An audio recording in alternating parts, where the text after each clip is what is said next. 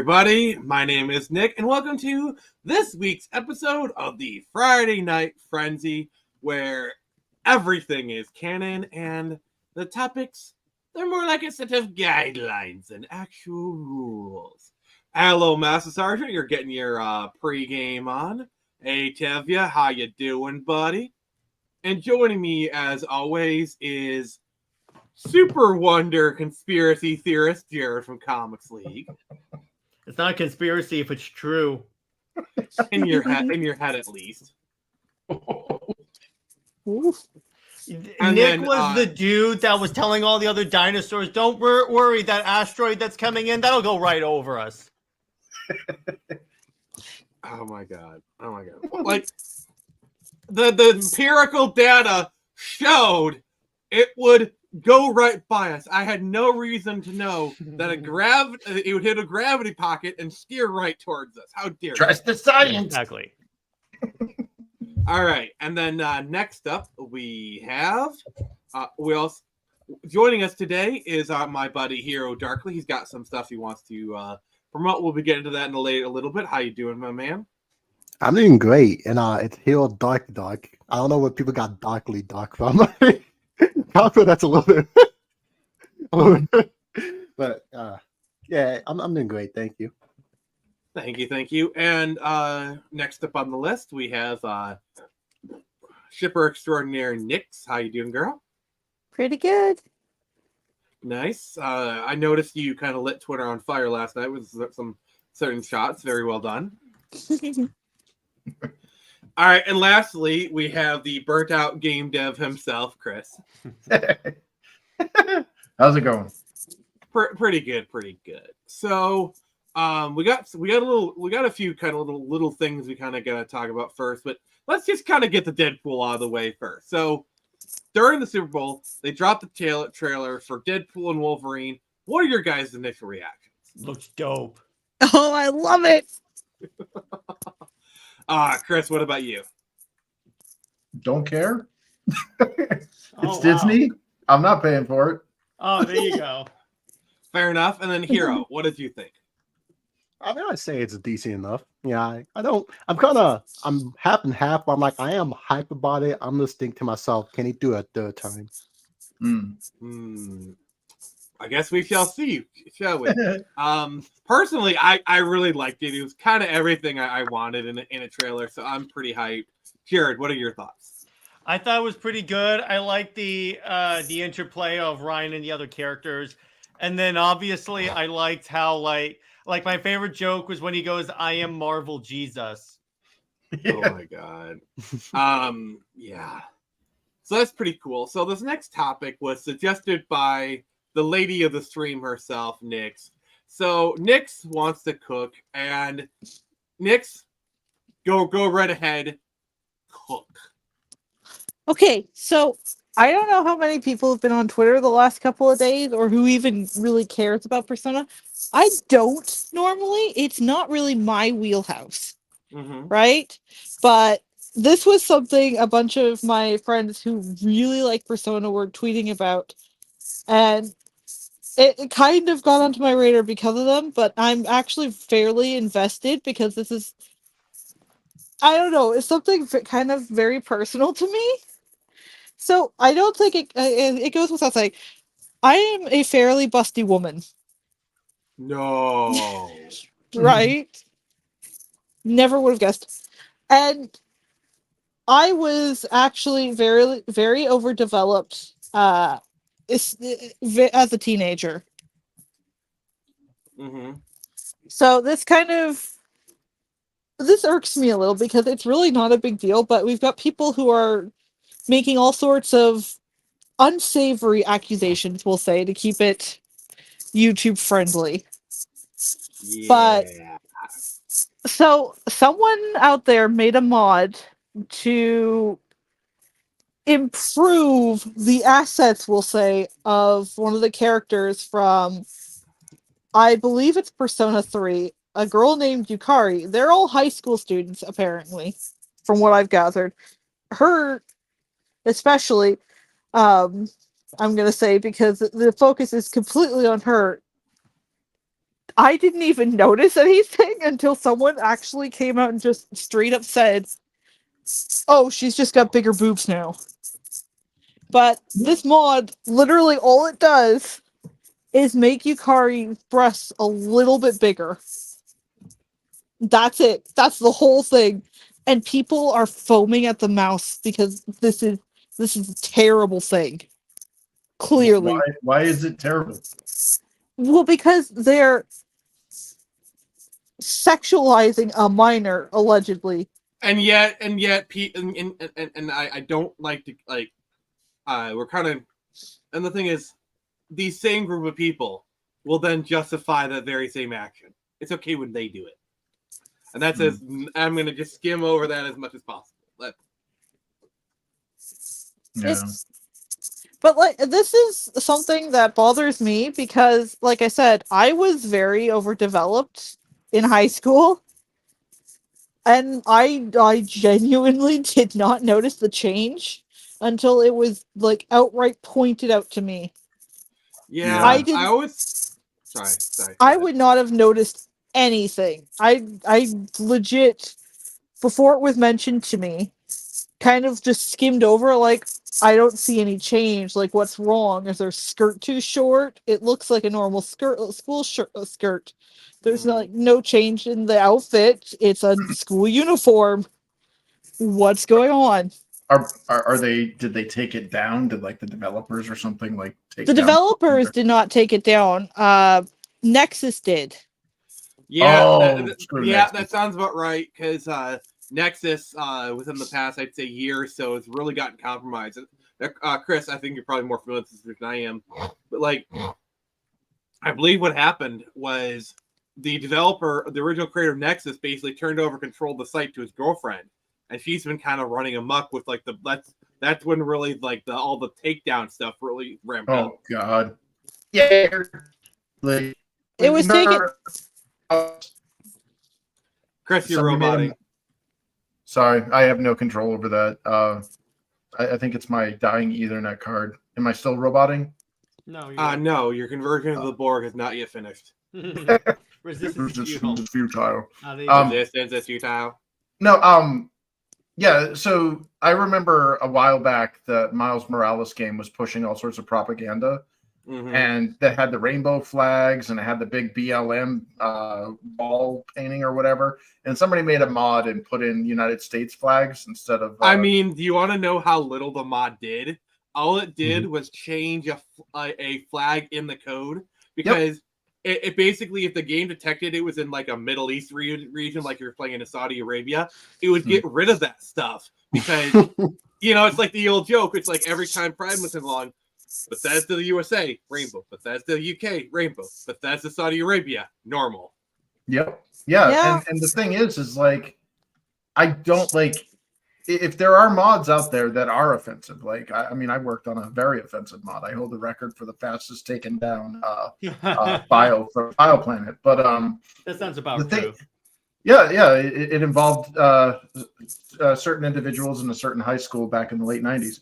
But anyways, the whole concept of mods being removed from distribution or access or whatever, to me, is completely asinine. Like, I don't care about the content of the mod.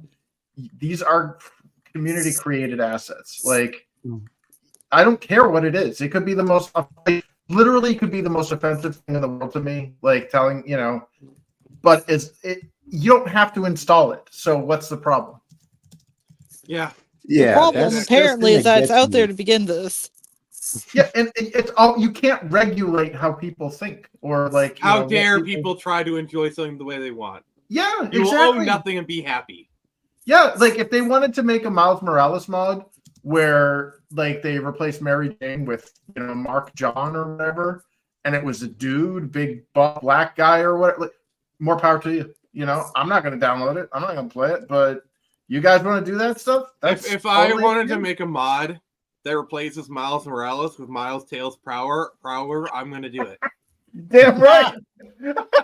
Cursed. You see how I just kind of avoided the whole politics and just kind of made it funny? Still Miles. It's still Miles, technically. Yeah, he's flying around exactly. in that biplane like through New York City. Yeah. Nexus was one of 2 sites apparently that took the mod down. The only one still hosting it is, of course, Lovers Lab. Beast! Because Alright, of course alright. they are. And once they like to act like they want to care about what's in the content of this mod, it's only for a very specific thing. I will show you if people made a mod changing like every character to like black characters or heroes and villains, they won't do anything.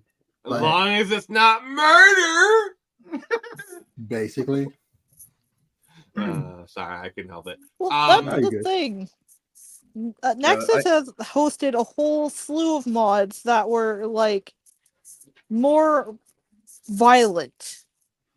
Yeah. But the soon as it makes fictional girls' boobs slightly bigger, everyone's gonna start like throwing accusations, going nuts, taking stuff down. I don't get it. No, It's fiction. It's jealousy. It's It like is. what Nick was saying. Dude's girlfriend got in there and just like, how dare, like I don't approve of that, so I don't want that. And it's like, This is damn me. sh- See, this is me to Nexus. and it's funny to have this attitude from people who claim if you don't like it, it's not made for you. But then they go If you don't like Not made my for them. mod, don't download it. exactly. exactly. Yeah, That's all you have to do. Ignore it. exactly. And it's not forced content. It's not like it's something in the game that you find objectionable. This is a third-party community-created content that you have absolutely So, like any option. speaking to of completely things, ignore. Chris finds objectionable. Oh God. Dun, All dun, right, Yeah. Chris, it's your dun. turn to cook. Oh my God. So when it comes to like comics in general, like I do review comics on occasion with Immortal Rising comics on his channel, but we kind of have this understanding that the comics that we review are only comics that we enjoy, because we're not going to like tear into, especially independent creators. No hate watching. We're not- No hate reading. Yeah, we're not going to tear into people's work, because I don't want to start drama, and I sure as hell don't want to discourage independent creators Wait, from creating so their you're work. so you're choosing not to go full Ethan Van Sciver? Well, yeah, pretty much. But Sorry, too easy. it works for him, man. It just it won't work for me. But Well, working is a relative fact with him. But yeah. Strong word. But I recently overpaid for the Udon exclusive cover, of which there were over 100 covers for the Dynamite Comics Thundercats #1. Wait, comic. there are literally 100 different Yes. variant covers. There are more 100. pages dedicated to the variant covers in the book than there are to the story. I mean, have you guys Clearly, heard they about know where this? their money is made. The current Marvel event, Blood Hunt, is 45 issues. Are you Jeez. kidding me? 45. That seems a little excessive. Oh, Yeah. well, it's Marvel. Speaking of a lot of variants, Chris, when they did like the King in Black event, that has always stuck with me. Literally every single Marvel book, even those that had no connection to Venom, had tie-ins, and I'm like, the hell is this? Oh yeah.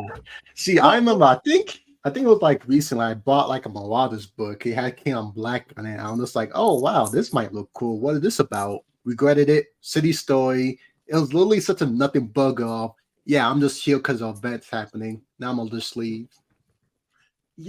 Yeah, like the thing for me was like the variant covers like are deceptive as well for this Thundercat comic, because the covers look amazing and they're all harkening back to the original character designs, which That's how they get you, Chris. That's how they get you. I really love the original character designs for Thundercats. As an old timer, I was actually there when it premiered. You were Back in there, the 80s. Chris. Yeah, I was there. Yeah. I remember them naked, man. I know how furry started. It was that damn premiere episode where there's a bunch of naked people. But Oh anyway, my god. So I open up the issue and I have no problem with the writing. I even though I prefer the 2011 reboot, Hey, Jolly the Green. Thundercats. even though for the 2011 reboot to the Thundercats series, I actually really liked that. I think it was Nickelodeon did it, or Cartoon Network, one of those two. But I really enjoyed that. So when I heard that they were going to kind of reboot the originals, we're doing a return to the originals, I was like kind of disappointed, but at the same time, I'm like, you know what, I'll give it a shot. And the writing, in all honesty, in all fairness, I don't find issues with it. What I do find issues with, though, is all of the characters have had for modern audiences splattered all over their redesigns, and they basically desexified these characters. And I'm not saying the characters were intentionally supposed to be sexy, because come on, Thunder Kittens, like that's no. They got rid of Rogue Ash. Well, that's you're gonna get this channel shut down. Well, they put everybody in potato sacks. Like everybody has like baggy overall trousers, and they get tired of this like handlebar mustache thing. Dave is laying some facts here. Yeah, Swatch cats. Yeah, but it frustrated me that like the artist decided to put their own stink on this redesign of these characters because they didn't like the original designs, so they had to put their own spin on it. And unfortunately, it was a major step back, and it was deceptive because on the cover, even though there were slight tweaks or slight redesigns to the costumes, they were a bazillion times cooler looking. And they made Wily Kit like this frumpy, dumpy thing with like a hood, like a hoodie. And then it's just like cheats. And not only that, but like my first question was, who is this comic book for? Because it does a terrible job of explaining the characters, their powers, and how they work in this like inaugural issue.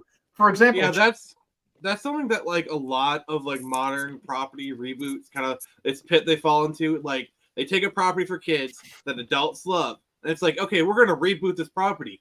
They do it in such a way it's like the intention is they're making it for the adult audience, but the writing is for the kids. And whenever they get criticized, like, this is the kids' property, this is for kids, why are you criticizing it? Yet you're clearly aping off the old designs. Yeah, come on.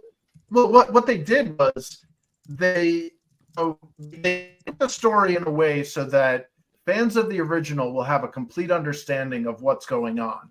But if you are a completely uninitiated person, you're not going to know why there's this yellow blur that went through a panel and it was actually Chitara, because they don't explain that.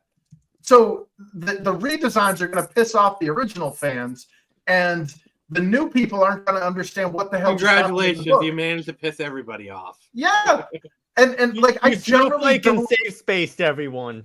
Exactly, and I generally don't like to publicly confess that I got ripped off and I overpaid for a freaking issue and it was a complete waste of money. But like, honestly, if my warnings can go out there to save somebody the money, dude, this is really bad. Like, it's frustratingly bad. All right, so before we so we got one more mini topic, and then we'll be going on to the Batman kill. Thank you for your patience, Master Sergeant. I understand your tromp of the bit. We are going to get to that. Wait. The answer, Master Sergeant, the answer is yes, but okay. But Jolly Green Giant, this is so for anyone who is just joining us, please like, comment, subscribe. You guys are all particularly awesome. like. Yes, likes. Give all likes. But this is a show where we just we're talking about, we get off topic a lot. That's why it's called the Friday Night Frenzy. The topics, they're more like a set of guidelines, like what I'm saying. But yo, I think you Darkly's got something to say. I'm sorry, can you repeat that last point? So, Hero, I think you have something you'd like to promote, and can you please shoot me a link down in the private chat or share it so we can kind of you got some stuff, something on Kickstarter and Indiegogo? Yeah, well, so far it's only on Kickstarter. I might try and go share the link, please. Yes, I did. I put it in private chat. All right, yeah, I got you. So while I'm pulling that up, can you just kind of tell us what this is about? All right, so basically this is about a comic manga I've been working on for the last couple of months. It's called Relentlessly Bullied Hero, and it's basically a mix of... Nice. Oh yeah, I'm so close. I'm so happy about it. Yeah, so can we get this guy funded? Like, guys, if you see this, I'm gonna put the link in the chat. Oh, sorry, that's the wrong one. That is wrong. That is wrong. That is wrong. That is wrong. Delete. Frick. It's like I can block myself as a user. Oh my god. Oh my god. It's like that was wrong. That was not Nothing what, to see here. it's just a Twitter Carry tag on, list. act natural. Yeah. No problem. Whatever. We go on vacation. All right. So here's a link to the Kickstarter. If you could give this guy the backer. Is your trailer okay to play? Oh yeah, go for it. In Okay. fact, that's like the best part.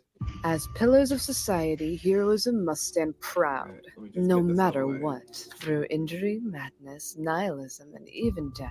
Ooh, A nice hero voice shall acting. step up and lay their body on the line like those before them. We may fail, but we will never stand down, for it is through our valor and will that society will be purified for a better tomorrow. Oh God, I couldn't hold it in. What is this, Zeal? Your first draft? It's worded so weirdly. And haven't you ever heard of a word limit? Gotta Oh my make it snappy and God. interesting. Let me show you how it's done. Greetings, peasants. The great villainess, cursed sorcerer Grimora is speaking. Welcome to the show of my creation, featuring Zeal, the hero of our story. Say hi, Zeal. Oh my. Fantastic. He's a very odd new gen hero I came across and claims he can return heroism to its once prestigious state compared to its current degenerating from. Hard pressed to believe from his general lack of abilities, but hey, he has spirit. Who doesn't want to see an underdog story? And if he fails, it'll be hella funny to witness. Coming this... Zeal, when is this campaign starting again? Late January. It's starting Oh late my. January 2024. And of course it wasn't finished. You just jumped me and stole my journal, you freaking sociopath. We've got it all. This is Violence, great. explosions, my sexy self. So go, give me your money. You fine went woman. there. You think this is funny? There's no games here, witch. This town's diseased. Rotten is steeped into the soul, and my crusade shall chip it away piece by piece. I swear, by my flesh and bone, I shall... Enough of that. The gag goes back on. Wait, Oh my this is my God. story, isn't it? Why am I playing second fiddle here? There'll be plenty of cool stuff, so go spend your money on relentlessly bullied hero. #1. Any parting words, Zeal? Really? Well, I stole my hero's mission statement too. Psych. And there we go. That was Okay, great. I like it. I gotta say that had personality to it. Bravo. Yeah. I gotta say, for a second there, I was like, wait, when she stopped and goes, wait a second, who wrote this? I was like, wait a second here. Are you doing what I think you're doing? And then you went with it. So I'm like, okay, that is hilarious. Who's the lady that does the voiceover? I need to know for research. Research purposes. I'll send you the link. All right. Dave the Impaler certainly likes it, and yeah, Yeah. you're really close to your goal right now, brother. So, yeah, just give us like a kind of like a. All right, here's what I'm gonna do.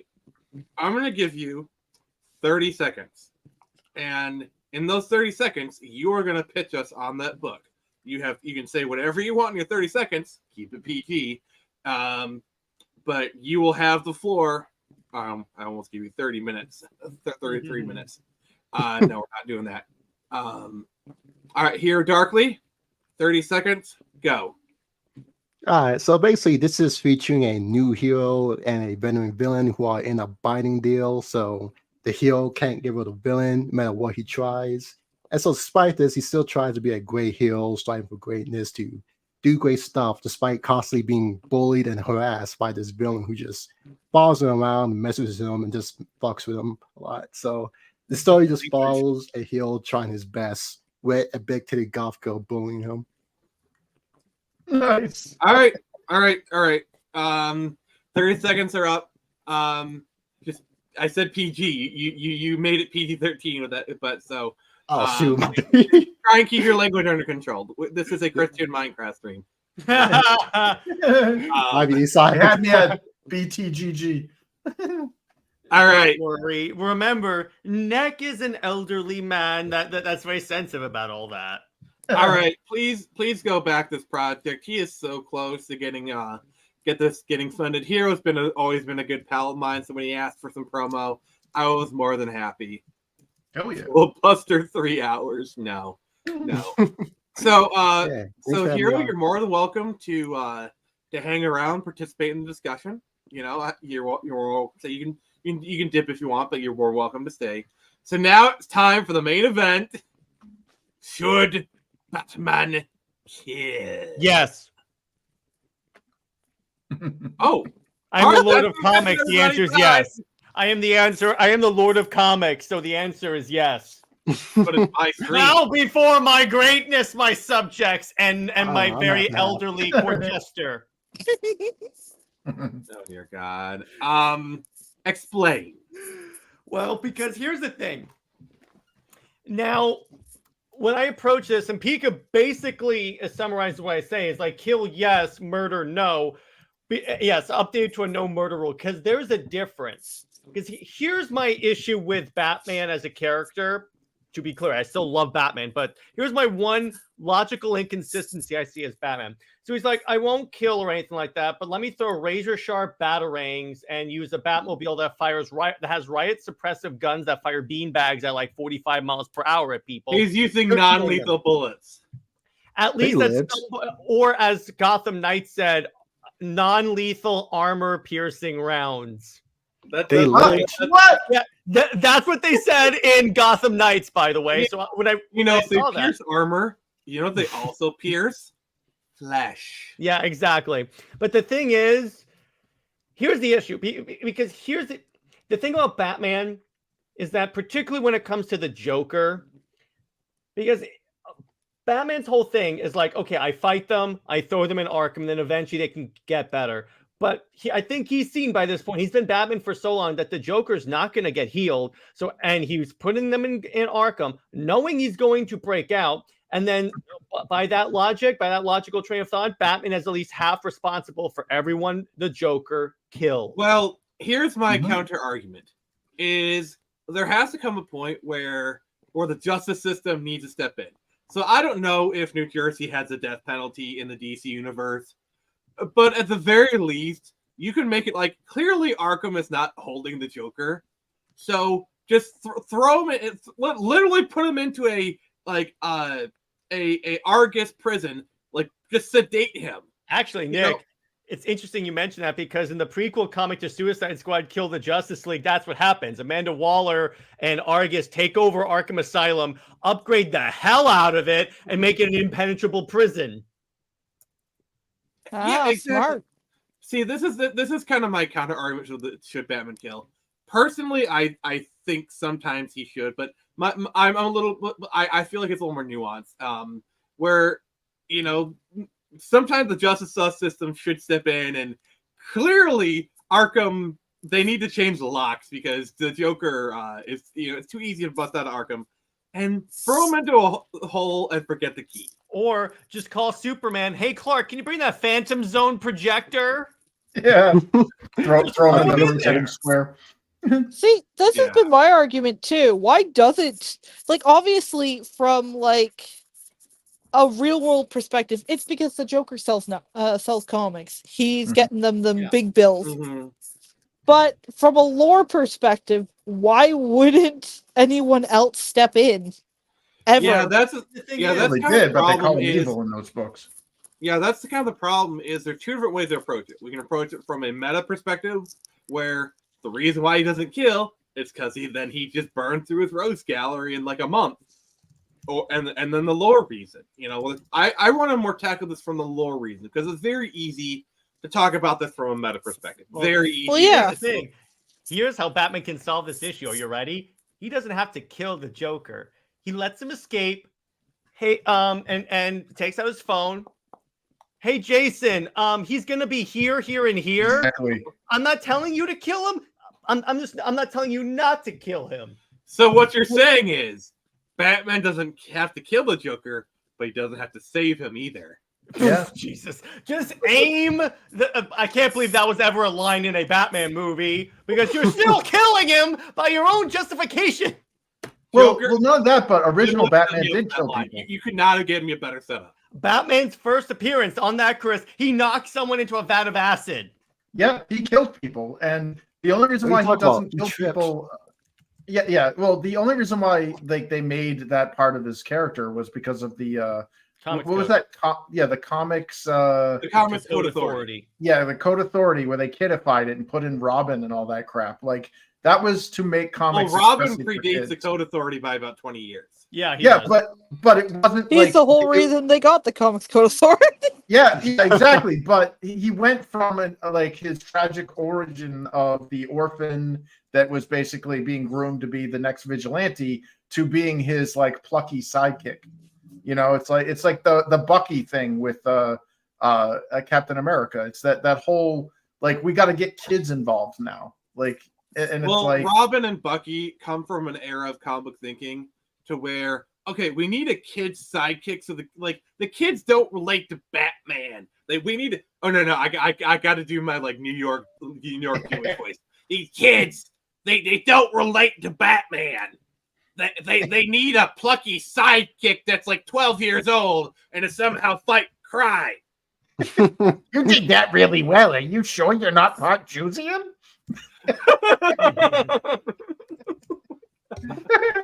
No, but like the whole like so like Batman came from back in the pulp days of like the Where he did Shadow, kill. Yeah, and Shadow was definitely a killer, and they needed to kidify it, make it more homogenized and family friendly. So they added in the he doesn't kill so that moms wouldn't freak out when they bought their kid or their kid was buying the penny comic or the nickel comic that had a guy dressed in a costume murdering someone. So it makes sense for what they did, but like if you look at some of the storylines where like you had Thomas Wayne who used the guns and stuff and he killed people and it was like fully justified. And like what basically what was said earlier about being partially responsible for allowing these people to get out and kill.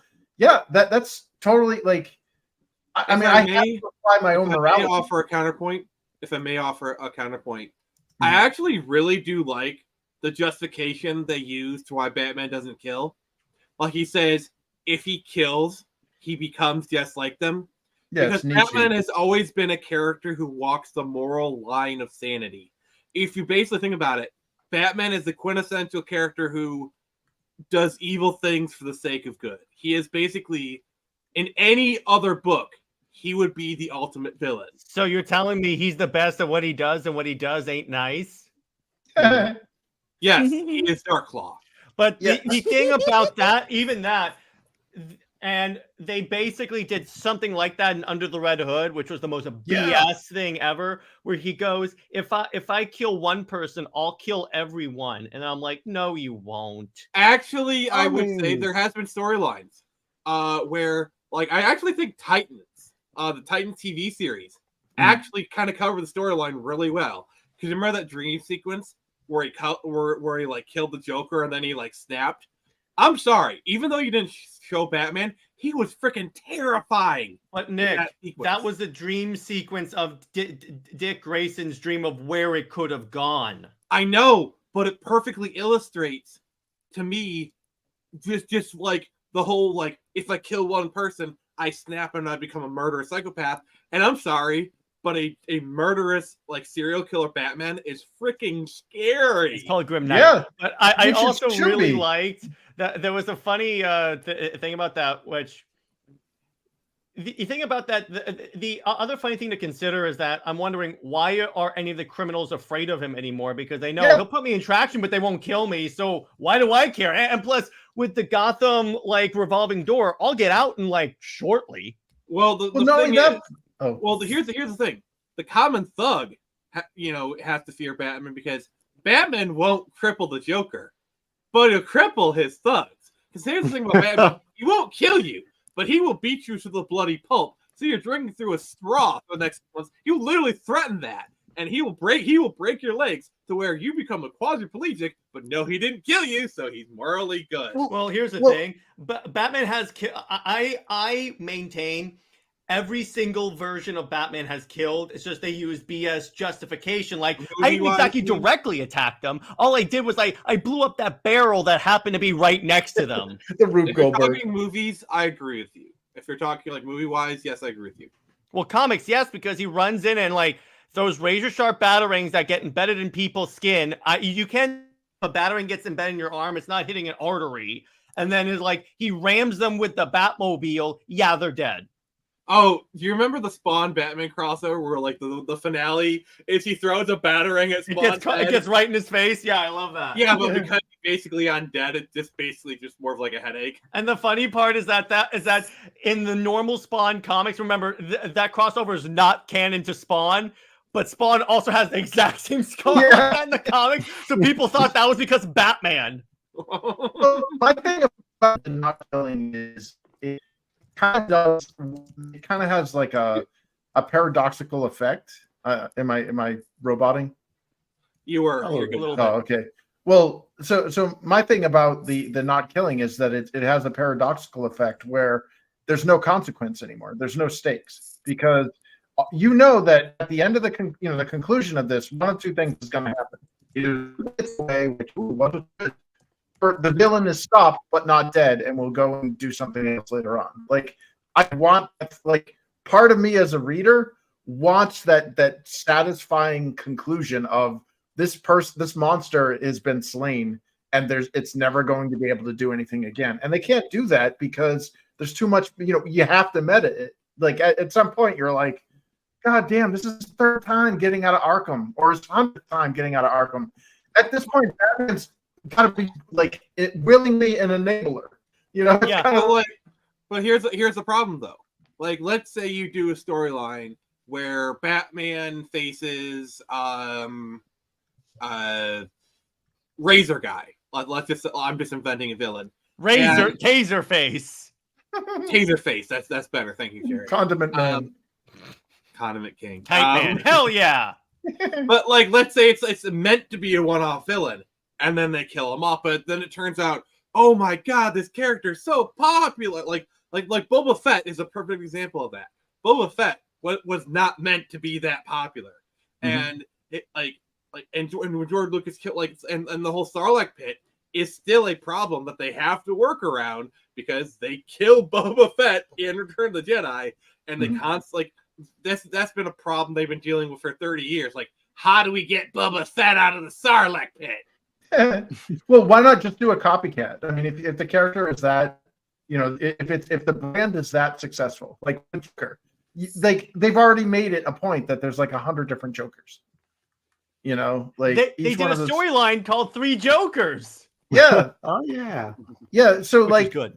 If you like the villain, fine. But like, it's almost like, I hate using that. It's a mantle. But like, it's not. If the branding, if the branding is successful and you kill it off, you're gonna all bring them back to copycats or revenge or whatever. But like, I just find it very frustrating where the villain never gets their due. Because I'm sorry, but going to a mental asylum that you're going to break out from in the next issue is not a satisfying conclusion. The fact that Gotham doesn't have the death penalty is like the biggest issue. Yeah, I know. Because here's the thing. I think by this time, Joker has proven that you can't keep doing the insanity plea. Exactly. I mean, the Batmobile lost the wheel and the Joker got away. So. yeah, I know it's a joke at this point. Yeah, but it's kind of funny. I was watching Under the Red Hood recently for movie night, and what's kind of funny when Jason is giving this whole speech about saying, "Just kill him." How many graveyards has this guy killed? How many friends has he crippled? I'm like, you know what? I agree. Jason's right. I never thought I'd say that. And that's the magic of that movie. That is the magic. Like, my favorite line from that movie is, I'm doing what you won't. I'm kicking them out. And like this is like the genius of the Red Hood character is the best villains are the ones who actually present a good argument. Like, this is why Magneto is such a compelling villain, is when he talks about like oh, let them put a number on your forehead and put you in chains. He literally has a tattoo from the Holocaust that they put a number on him. Oh, So when not he only talks that, about the stuff, he knows what he's talking about. not only that, in Under the Red Hood, they literally tell you crime is going down. So Yep. it's like his way Also, of doing things hey, actually CT. leads to the change in Gotham that Batman wants. I know how many. I think how bad is the crime? It's kind of like those Sally Struthers commercials from like way back in like the 80s. For pennies a day, you can stop these starving African children. Only you can stop the Joker. And it's like clearly that strategy isn't working because it's still a I don't starving care hellhole how many over there. times you play Sarah McLachlan, I'm not donating to you. I don't care how many I sad puppies will you show. I'm not remember donating. you. Genuinely hurts me because Sarah McLachlan was like my grandmother's favorite artist. So that memory has sorry. to be tainted by In the those damn Arms of the commercials. Angel, In the Arms of the Angel is actually not a bad song, but it's It's totally really not. ruined now. It's ruined. Yeah, I know. I'm now depressed every time I hear it. Like thinking of Yeah. like dying dogs and cages. And stuff. I love how those commercials always came out late at night. I'm sorry. If I'm up at 3 a.m. watching trash TV, I probably don't have enough money to donate, so please stop. Well, remember, Nick comes from a time in history when actually people were like those commercials were on like the Stone TV, but it was for people's pet velociraptors. Damn. I was so sad when I heard the last Velociraptor dying. The thing is, first they went for the laser raptors, and I said nothing, and then the actual raptors started dying, and then I was silent. The only thing necessary for evil to succeed is for punny men to do nothing. You also need laser raptors. I mean, You also need that laser is- raptors. That's right. Laser raptors are how the West was won. You need sharks with freaking laser beams attached to their heads. Well, that's for the marine warfare. If you're trying to take over Atlantis, you got to have laser sharks. Yeah, of course. And Dr. Evil proves that's a viable strategy. Oh my god, I forgot that Judd wrote freaking Under the Red Hood. He wrote both, and you know what's kind of funny? That's why it's so accurate. Oh, I man. also love in the comic when Batman is going to all the Justice Leaguers who deal with death to say, could he have come back? He goes to Zatanna to talk about magic, and then Zatanna is like, why'd you come to me, Batman? He goes, I needed someone I could trust. I had to settle for you. Oh, Because remember, this was Wow. back at this point in the continuity, they had just mind whammied him into forgetting that they mind whammied supervillains. That was Wow. and people And were when like, they oh, wipe Batman's Batman's mind, the Flash literally goes, "You don't do that to Batman." Yeah. No, you don't Yeah, mind that was whammy. Batman. Mind whammies you. Yeah. And so in Gotham City, Batman mind whammies you.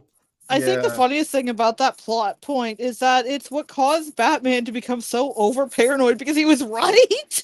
Yeah, that's what People are happens. like, The oh, whole Batman's Olmec so thing. over paranoid. He doesn't trust any of his Justice League companions. I wonder why. Yeah, Yeah, that's kind of funny. kind of Tower everyone- Babel happened before this. Yeah. Oh jeez. Oh, so yeah. Is there any? Can you guys give you like, if we're gonna play devil's advocate, is there any justification for why Batman shouldn't kill? Let's just kind of flip it on the head here for a second. Money. Probably. That's it, because Joker sells comics. That's why they won't do it. Even Well, though yeah, you're- see, here's the thing. I just want to say this one point here. I think they could get away with it now because the Joker IP has been so oversaturated that started to lose its effect. I think now they could kill the Joker at least for a while and get away with it. Dude, Oh yeah. as much as I disliked Injustice, it was so satisfying. Yeah, Oh my God. When Superman just punches a hole in the Joker, even though the Yes. rest of that story is utter dog crap, Yep. that part was good. Yep. Yeah. I was it's rooting so- for Superman I don't up know. until he nice decided to turning, Nick. dictate. I gotta be everything. honest with you. Yeah. Like that just kind of goes into kind of like a boys style nihilism that I'm not really about that. I'm not. About Yeah, that. and that's why I say the story's horrible. I Yeah, think it is. before he kills Green Arrow, the first volume, before he kills Martian Manhunter and Green Arrow, he's fine. He's justifiable. You could say, okay, you know what? That's fine. He killed the Joker. Who's really going to cry about that? So, and that's the thing. When you actually go through like the logical processes of that injustice story, it falls apart real quick. See, here's my counterpoint. Is if we're gonna start justifying, oh, they should die because X, then we're no better than the people we're against. Okay, and then this is kind of going into a more real world narrative that we have a just impartial justice system for a reason. Is it flawed? Yes. At that point, put the Joker in the Phantom Zone. You know, drop him off. You know, like literally just like break his legs or something. Like if Superman tore his legs off or something, like that'd be one thing. But like make it No, so. but here's the thing. Actually, here's what I would have done if I was Superman. I would have just lobotomized the Joker right then and there. But technically, you are still killing the Joker. But here's the other thing, Nick. Here's why that wouldn't happen, even though that would also work. Here's the fact about DC's like shared universe that they won't tell you. And this is why, like, say, for instance, I'm sorry, Nick, they won't put Starfire with Nightwing, because the Bat editorial office doesn't like to put the Bat family members with super people. Because immediately, you know what that does? It makes it like you guys suck, because if Superman was in Metropolis, it was in Gotham, no one would try to commit crimes anymore. Yeah, probably. Well, I mean, look at how effective the Joker was when he turned his attention to Superman. I would say Batman does a really good job of containing some of these villains, because imagine like the Scarecrow's fear gas in like Star City with Green Arrow. Like some of these villains would be very effective against every other character. Well, here's the thing, Nick. There was a year when Scarecrow and Bane both took over Gotham City one after the other. Is Batman that effective at air quotes containing and air quotes the supervillains? Then everyone fumbles once in a while. They stayed in Gotham. Like look at how much damage the Joker did when he went to Metropolis. Nuclear bomb. He convinced Superman to kill Lois. Yeah, Superman killed him, but like look at how effective. Like he did more damage in one day outside of Metropolis than he ever did in his career in Gotham City. Well, then again, and this is my problem with Injustice, because here's the thing. Batman knows Superman was in mourning and acting out of rage because his wife had just gotten killed in the city, got nuked. So when he kills just the Joker, Batman treats him like, I'm shunning you, but I'm like, you do realize that this is the one person that's mentally like not there, that you yourself have said, if he goes evil, I can't. Everyone dies, basically. I mean, since when has Batman been the picture of paternal comfort? Let's be honest. Batman. Look at how he treats the Bat family. Look at how he treats the mental stability of the Bat family. I'm sorry, the Bat family health insurance does not include psychology. Actually, here's how he treats the Bat family. When Damian died, he got the Hellbat armor, broke into Apocalypse, and said, "You're bringing my son back, or you're not leaving." Yeah, so Bruce is in no position to like comfort people on mental health. But if he had told Clark, "Listen, dude, I don't like you killed the Joker. I get it though. I'm gonna help you through this because I get that you weren't in the right mindscape," Superman would not have turned it evil. He needs to take up Harley Quinn on her offer for counseling. Like, dear God. Wait, imagine Superman being counseled by Harley Quinn. No, hold on. You said that he went to, who'd you say he went to? Darkseid or whatever?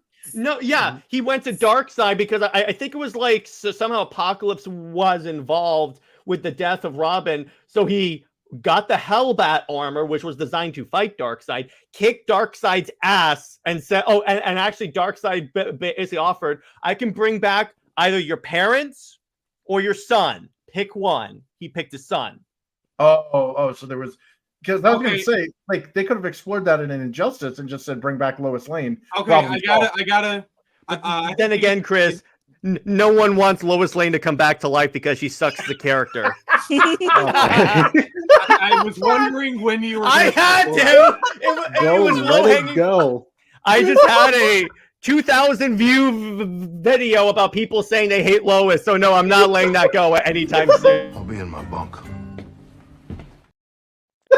Yeah. Evil. All right, but Pika Shades basically says my point better than I could. So if Superman didn't kill the Joker in Injustice, the Joker would have been remembered as a federal terrorist trial as such, meaning that he could have been executed. Okay? No, he wouldn't. Pika Shades. This is the DC universe. Yeah. No, Right. but like this is my problem with okay, there needs to be justice, there needs to be rules, there needs to be a process.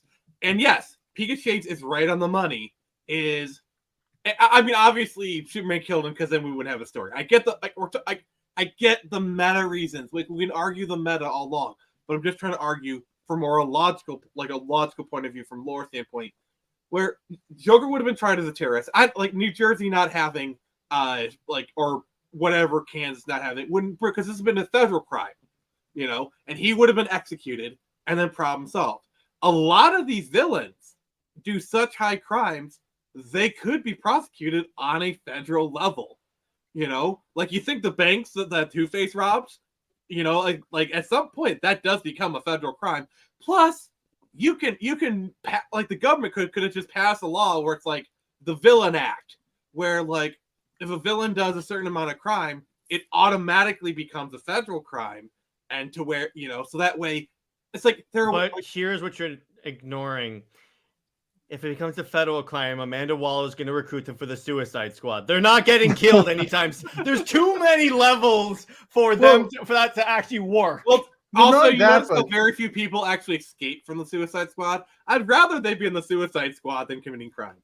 But the can we put Lois Lane on the Suicide Squad? No, just put the bomb in her head.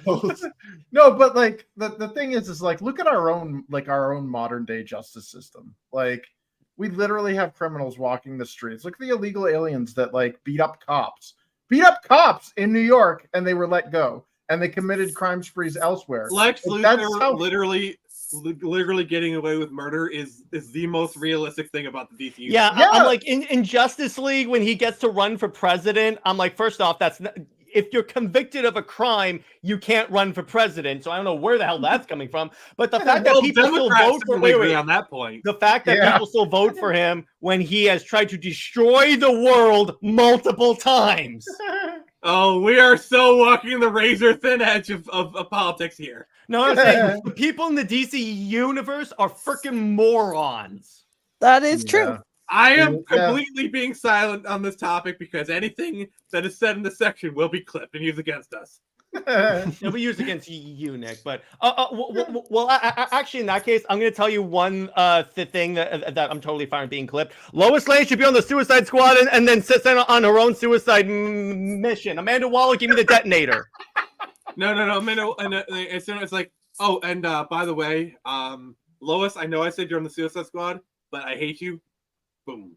Yeah. No, actually, I'll go. If I were Rick Flag, I'd have the ARM computer. And I'd be like, okay, who's on the squad this time? Lois Lane. Ooh. A choop. Well, wait a second. I think my detonator's malfunctioning. I need to test out the bomb, see if they still work.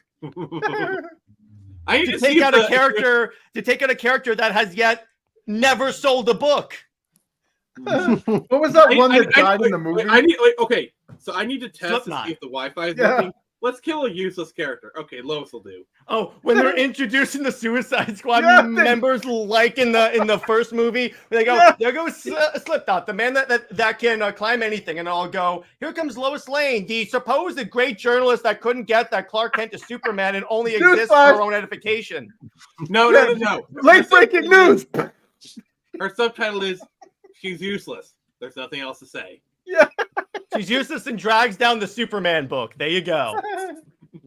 There was an Elseworld story where they literally turned her into Wonder Woman. Oh. It was written by Chris Claremont, and it was the worst Superman Wonder Woman story I have ever seen.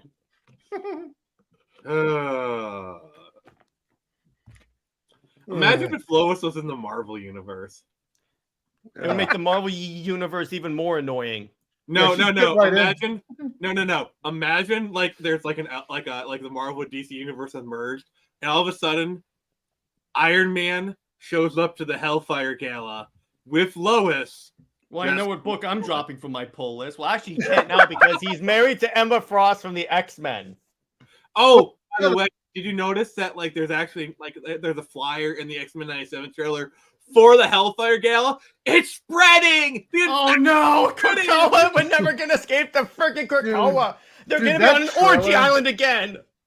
That trailer was so disheartening. Like, I'm not disappointed, I'm not upset. I'm just so tired of it. Like, I'll watch Okay. it because I think the story looks fun. I do agree with you. The animation's a little rough, and when the characters talk, the lips don't match the speech. no, it looks The trailer amateurish, is dude. like 60% static shots. That is a very clear sign. Yeah, that's really. It's like the part that- Ruby has better animation than this. Yeah, the it part where I does. really Season 3. checked out. The part where I really checked out is that one shot of them in the club, and Jubilee is doing this really stiff dance, and I'm like, that is horrible. Yeah. Well, how about the And also, I love the shot where like they have Wolverine's claws go up with Gambit, and because like Gambit's like holding his arms, like, I'm sorry, that's not how Gambit's powers work. No, If Gambit was Those touching things his are gonna bicep, blow up. His Yeah, they're gonna blow up. no, his it's all of them. His biceps would explode. I mean, they regenerate, but it's where it touches. That's gonna hurt a lot. He does that. He goes, Logan, I have an idea. This could be really cool. And he's like, okay, dude. He touches the biceps, they explode. And Wolverine's like, what the hell? And he goes, sorry, this sounded cooler in my head. No, it wouldn't be the biceps. It would be his entire skeleton that's encased in adamantium. Yeah. He touched those claws. The claws are glowing. That means everything that those claws are associated with, i.e. his skeleton, will now be charged with this. He's basically a living bomb. Like, how is that? Like, was that a good plan? No. Like, Wolverine, So don't you say touch that they're anything doing this ever Middle again. Eastern style. yeah. Yeah. Just a second off, why is it 3D animation? I don't like it's that. cheaper? It's cheaper to do. They'll be fine. Yeah. It's clearly Like, cheaper. I actually went back and like looked at like the classic X-Men animation. It is dated, but it looks a heck of a lot better than this crap. Rogue looked like a woman in those. The de-assed, de-boobed. Did you see they like lowered her ass size? They trace Yeah. her. They trace her. Yo, that was the biggest depressing day of my life. Yeah. Hey, by the way, what's that closet behind you, Nick? Oh. You mean this thing? That's Screecher. So, for Valentine's Day, I went to visit my girlfriend, and as a gift, she gave me this. She had a friend of hers crochet this Screecher plush for me, and I just wanted to, have her kind of sit here showing off. I think, she deserves her place right here. I wanted to kind of show that real quick. But yeah, X-Men 97. Like, I swear it's like they probably had, that picture of X-Men 97 with Rogue with like her glorious posterior. I think they had that in the office be like, don't do this. So that's why. Yes, Master Yeah. Sergeant. Like, how do you fumble such easy money can never surprise me. All right, Jared. So apparently Jared doesn't like Rogue's butt, so he's running. You're going away. Well, yeah, That's Dark. I'll answer that quick question for you because DC does this too. All you do is you involve Lois Lane in anything. That's how you fumble it. She's not even here this time. No, I know. See, Okay. Dark, what I like to do is blame everything on Lois Lane. It's kind of a shtick at this point, so. Yeah, so I'll see you guys later. Great, Have a good one, great man. seeing you. All right, I'll see you guys. Yeah. Bye. I All just right, want to so say. Lois is the best character ever. Just say it. Yeah. Like, you gotta accept that Superman's not going for Wonder Woman. It's not gonna happen. I mean, don't tell that to Jared. He literally has a whole entire series, which, by the way, apparently gets really good numbers. So good for him. Of Superman and Wonder Woman legacy. So he's doing something right. Yeah, it's like they're trying to go for like that cell shaded look. Like in static shots, it looks okay. But when they start moving, it just like it's slow and it's like a bit jerky and like the mouth movements do not match. It's like the Thundercats book. Like, these artists put their own stink on these designs. Like, they gave Storm the mental illness haircut. And I know Storm has it in the comics. I know she has it in like Days of Future Past and all that stuff. But in the 90s cartoon, she only had it in the Days of Future Past. Like Storm was one of my favorite X-Men, so I don't know. Like I'm highly critical of what they do to my girl. You know, I want to see Jade Cargill playing that chick. Yeah. You know? I just want to say I'm open to giving the series a fair shot, if for no other reason than I don't like the fact that some of the voice actors they got back from the original now play new characters. I think that's pretty weird. dirty. Yeah. But Mhm. they have one of my all-time favorite voice actors, Ray Chase, Mhm. on there. So I mean, I'll watch it for Cyclops alone. Yeah, And fair. I never thought I'd say that because I've never liked Cyclops outside of Cyclops X-Men has always Evolution. Cyclops has always gotten a raw deal outside of the comics. Like in the comics, he's actually pretty well, decently developed character. Mhm. I mean, anything past the 2000s, they basically just turned him into Magneto Jr. But No, even I then, that it's more nuanced than what they do here. didn't like Scott for cheating on Jean. I mean, I don't Yeah. particularly like Jean because I kind of To find be her to be fair, a Jean bit of cheats a on wood Scott plate. with Wolverine, so That is true. That whole love triangle thing is just icky to me. I like the dynamic a lot better in X-Men Evolution, where Wolverine's too old for her and he's like no interest in her whatsoever. So Scott and Jean can just kind of be Scott and Jean. yeah. Well, I because they honestly think recently Emma, did like, as time is borne out, Emma and Scott actually kind of make for a better couple. Like, I think because Jean is too much of a wild child, and Scott is like way too serious. Like Emma also being serious, I think actually works well for that dynamic because like they're both very serious characters, and I think that actually kind of works well for Lindsay because they're on the same page. Yeah. Yeah, but I feel like, I mean, yeah, it's probably best off because Scott probably deserves a girlfriend who's not gonna die every other month. it. I think the emotional trauma of seeing your girlfriend die every couple of months just to pop back up might Okay, just be a okay, bit much. okay. One of my favorite lines is from a Civil War spin-off comic with like Wolverine, where he's going to the X Mansion, he's talking to Emma and Scott, and Wolverine said, "Jean Grey would be rolling in her grave if she heard that. That is, if she stayed in it for more than 5 minutes." Exactly. That, It's like, yeah, that it was line nicer goes when so they were hard. younger, but now it's kind of just like, okay, you guys haven't stuck for long. I think it might just be time to try other options. Yeah, I don't know. And also, Nix, I'm sorry.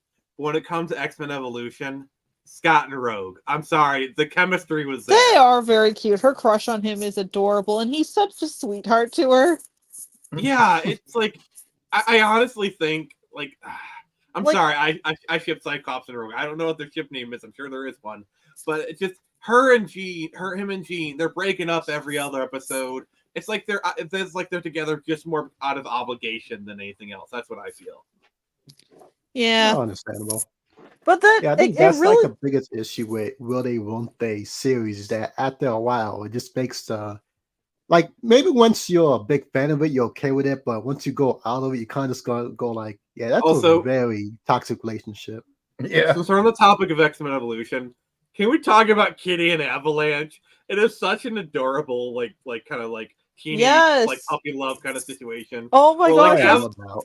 Avalanche was willing to turn good for her. Like, dear God. They had some missteps with a couple of the designs, like the Scarlet Witch design. Oof, not flattering in the slightest. But Goth Rogue makes up for it. Oh my God, Goth Rogue. I really feel like what is like. Oh, also, can we just talk about the meme where it's like, what is it about the 2000s and like goth chicks? Like, my taste in women was shaped by 2000s cartoons. Like, They were cooking. oh my Yeah, God. probably. I think it's because the people in the writer and corrective room were affected by like the goth uptick in culture then. So of course once they got to position, they just put the polar disguise feathers into things. Yeah, exactly. Like, you got to realize the people who are creating these cartoons, they were pulling from like what they liked in the 90s and kind of stuff, you know. Yeah. Oh yeah, for sure. And hey, respect to them. I know I'll do the same. Yeah, so everything is just it's like poetry. It rhymes. So I had to. All right. I guess that's because Disney. Oh shoot. I guess that's because All right, guys. Like discuss. So wait, so did this confirm that Pixar hired a bunch of Jamaican people on the creative team? What for their female designs where they gave all the moms dump truck asses? Yes. Well, if you're Thank just you, gonna come out and say Pixar. it. Thank you, Pixar, for normalizing fat butts. Well, they have these like their waist is like 6 inches and their butts are like 48. And it's like, God damn. But Dave is actually correct. Yeah, they actually did rotoscope the Rogue and Katie dance from Faith and Buffy from Buffy the Vampire Slayer. Like if you go back and actually watch that dance and you compare it to like it's 1-1. Nice. Yeah. Sweet. I mean, hey, Master Sergeant, if you're looking forward to X-Men 97, then by all means, I really hope you enjoy it. I mean, that's the thing with all my stuff. I have my opinion.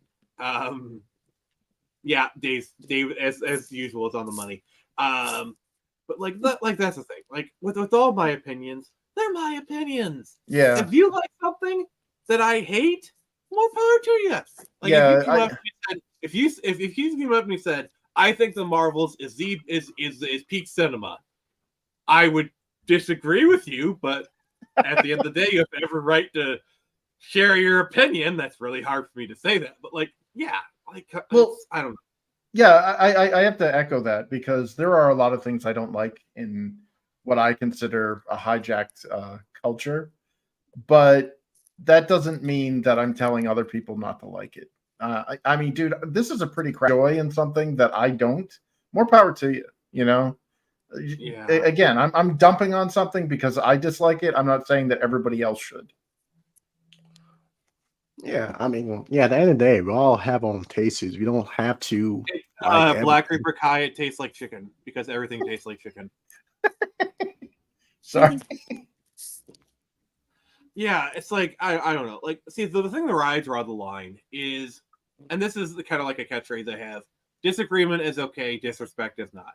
Yeah. You know, like it's like way back when I did the thing where I jokingly said, name something positive about Ghostbusters 2016.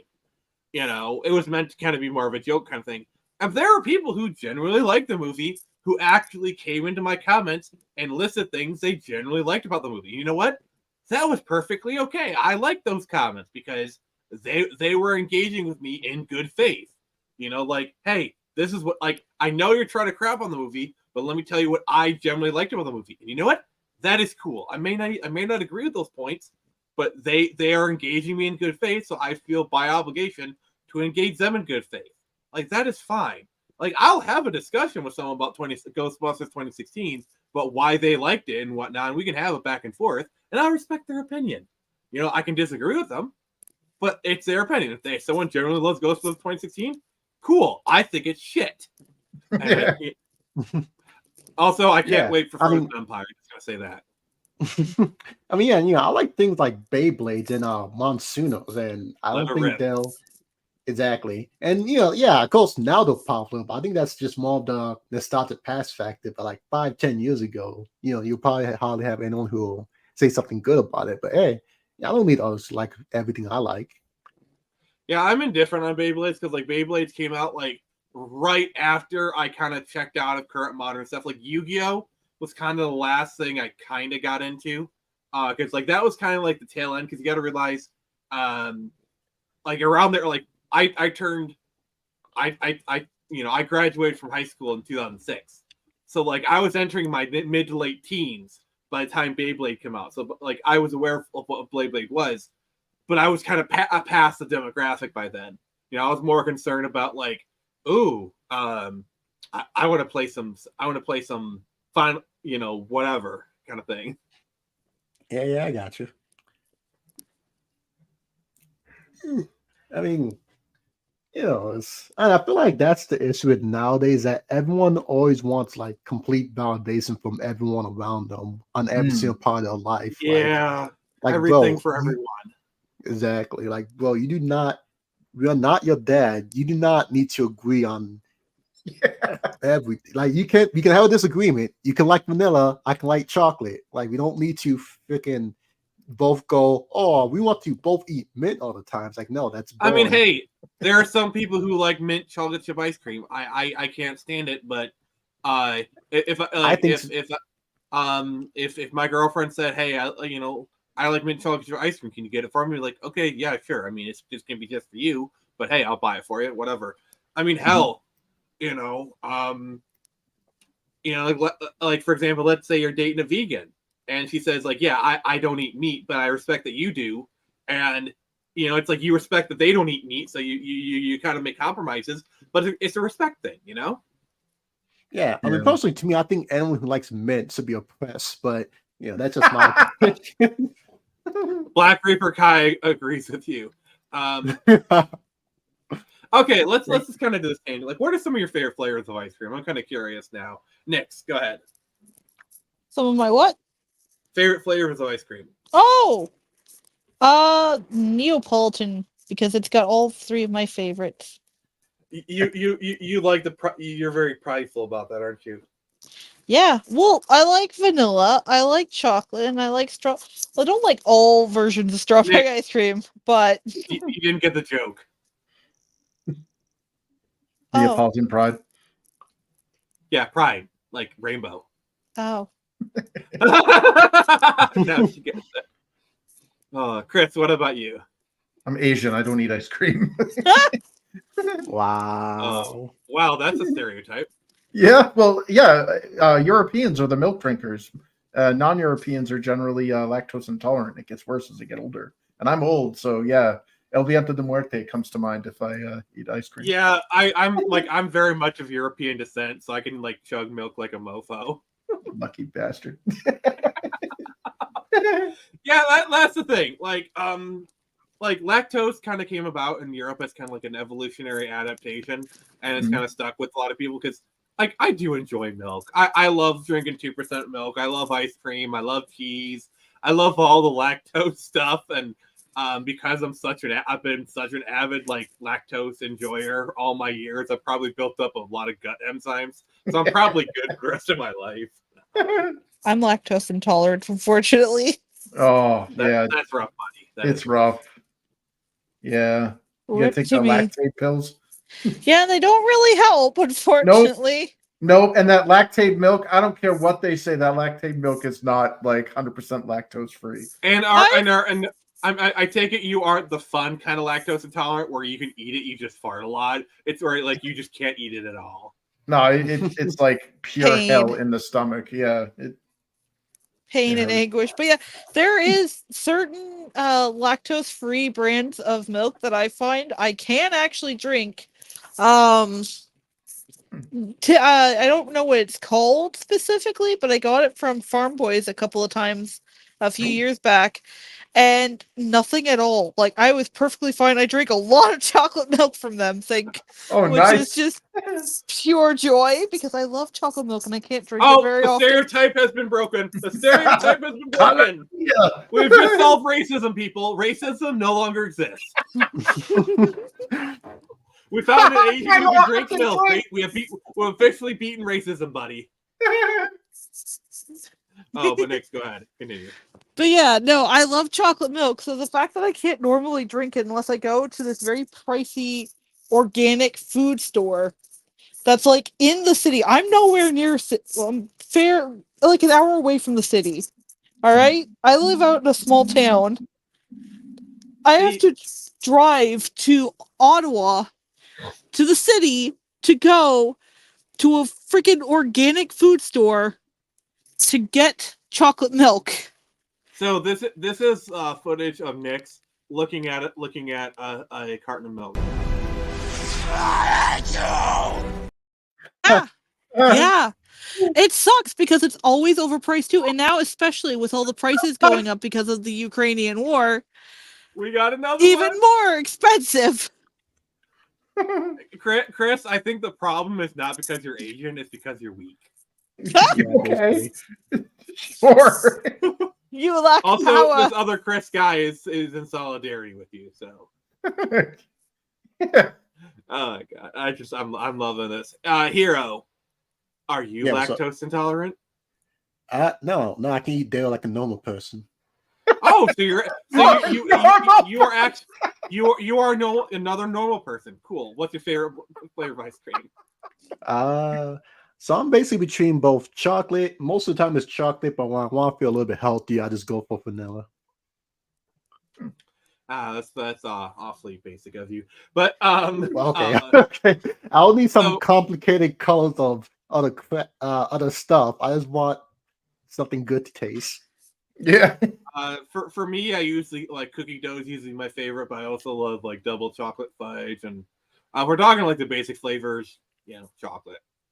Oh, another one I really like. I used to get it at the cheese factory in another town when I was really young, and I have the best memories of it.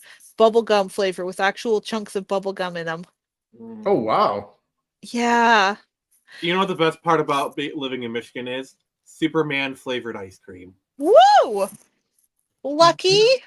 Yeah, what does a Kryptonian taste like? Is it like pork or No. Like this is a Michigan thing. All right. Let me just let me show you a picture of Superman flavored ice cream. This is like a thing from a kid. This is Superman ice cream.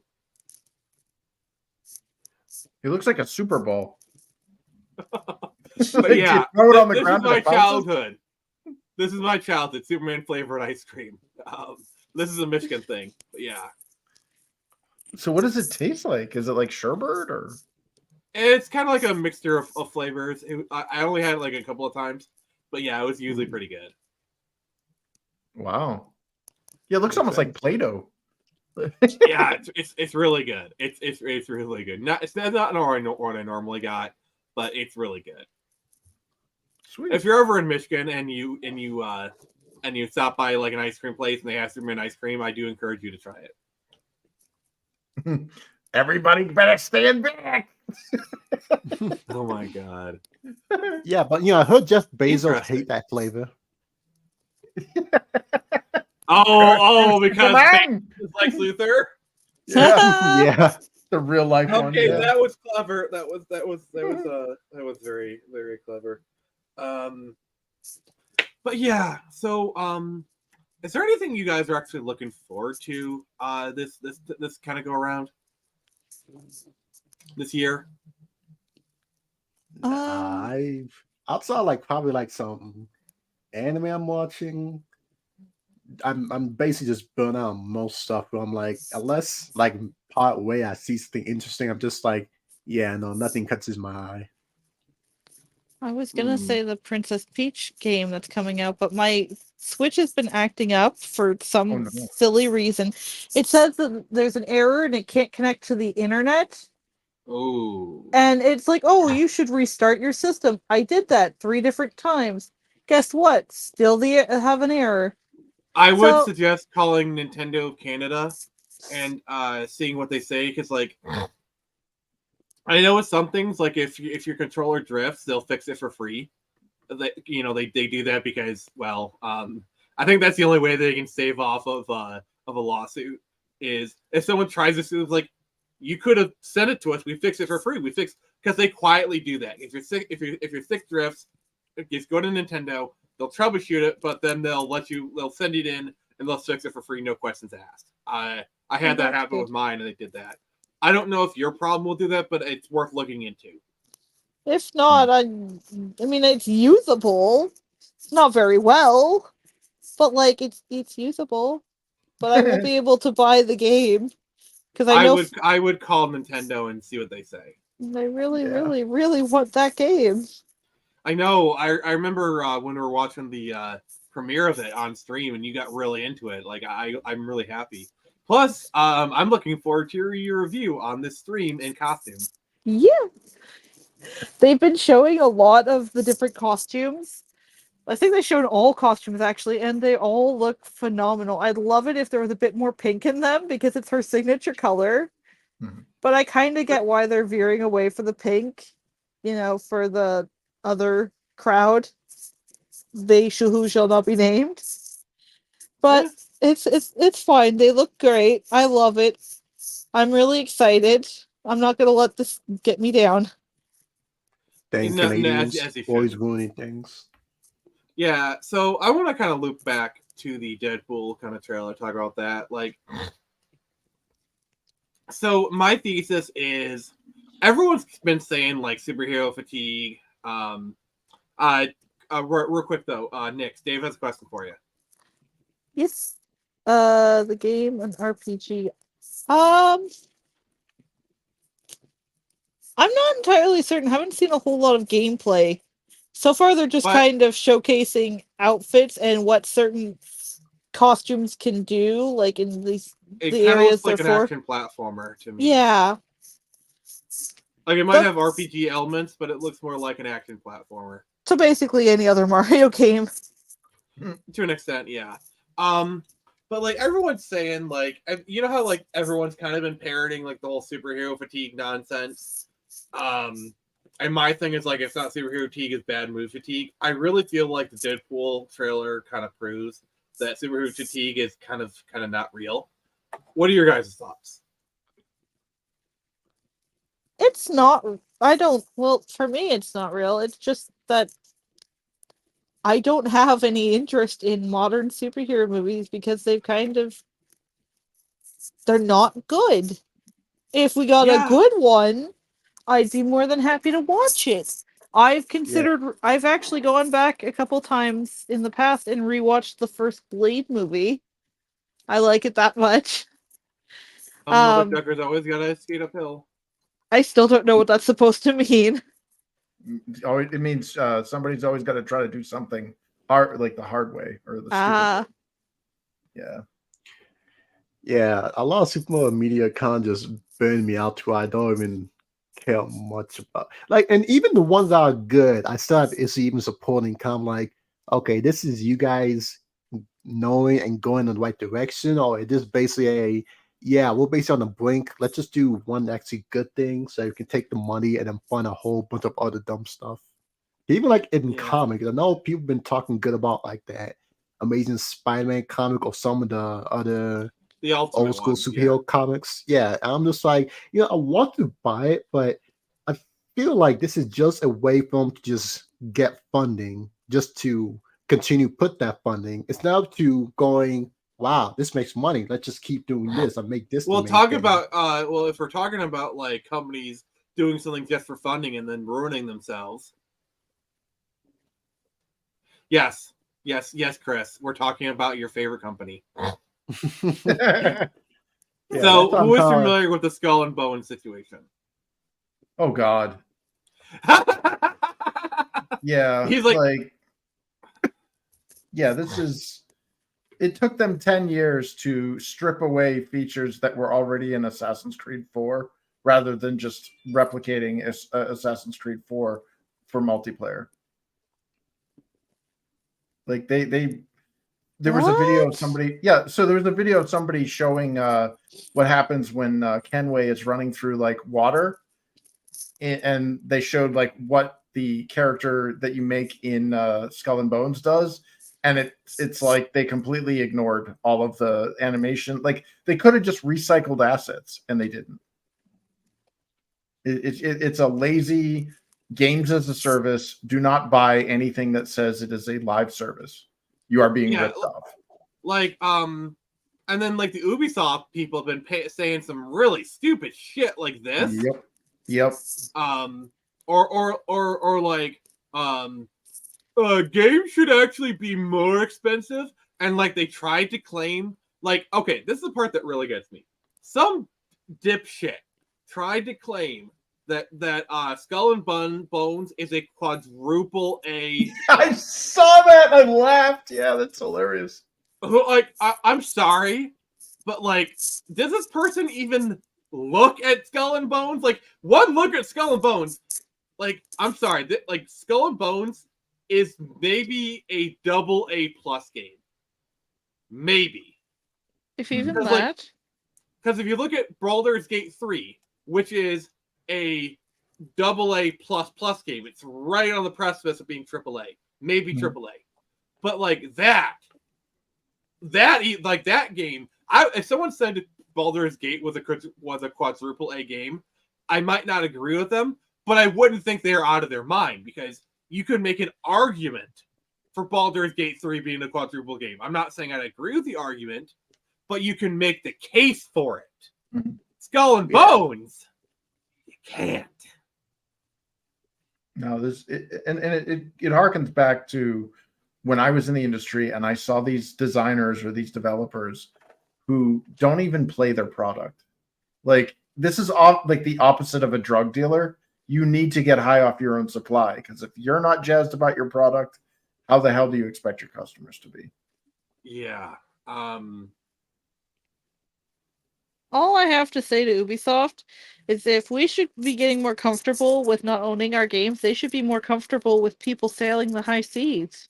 Yeah. Yes! Yeah. If we don't own it, we're technically not stealing it. Yeah. Yeah.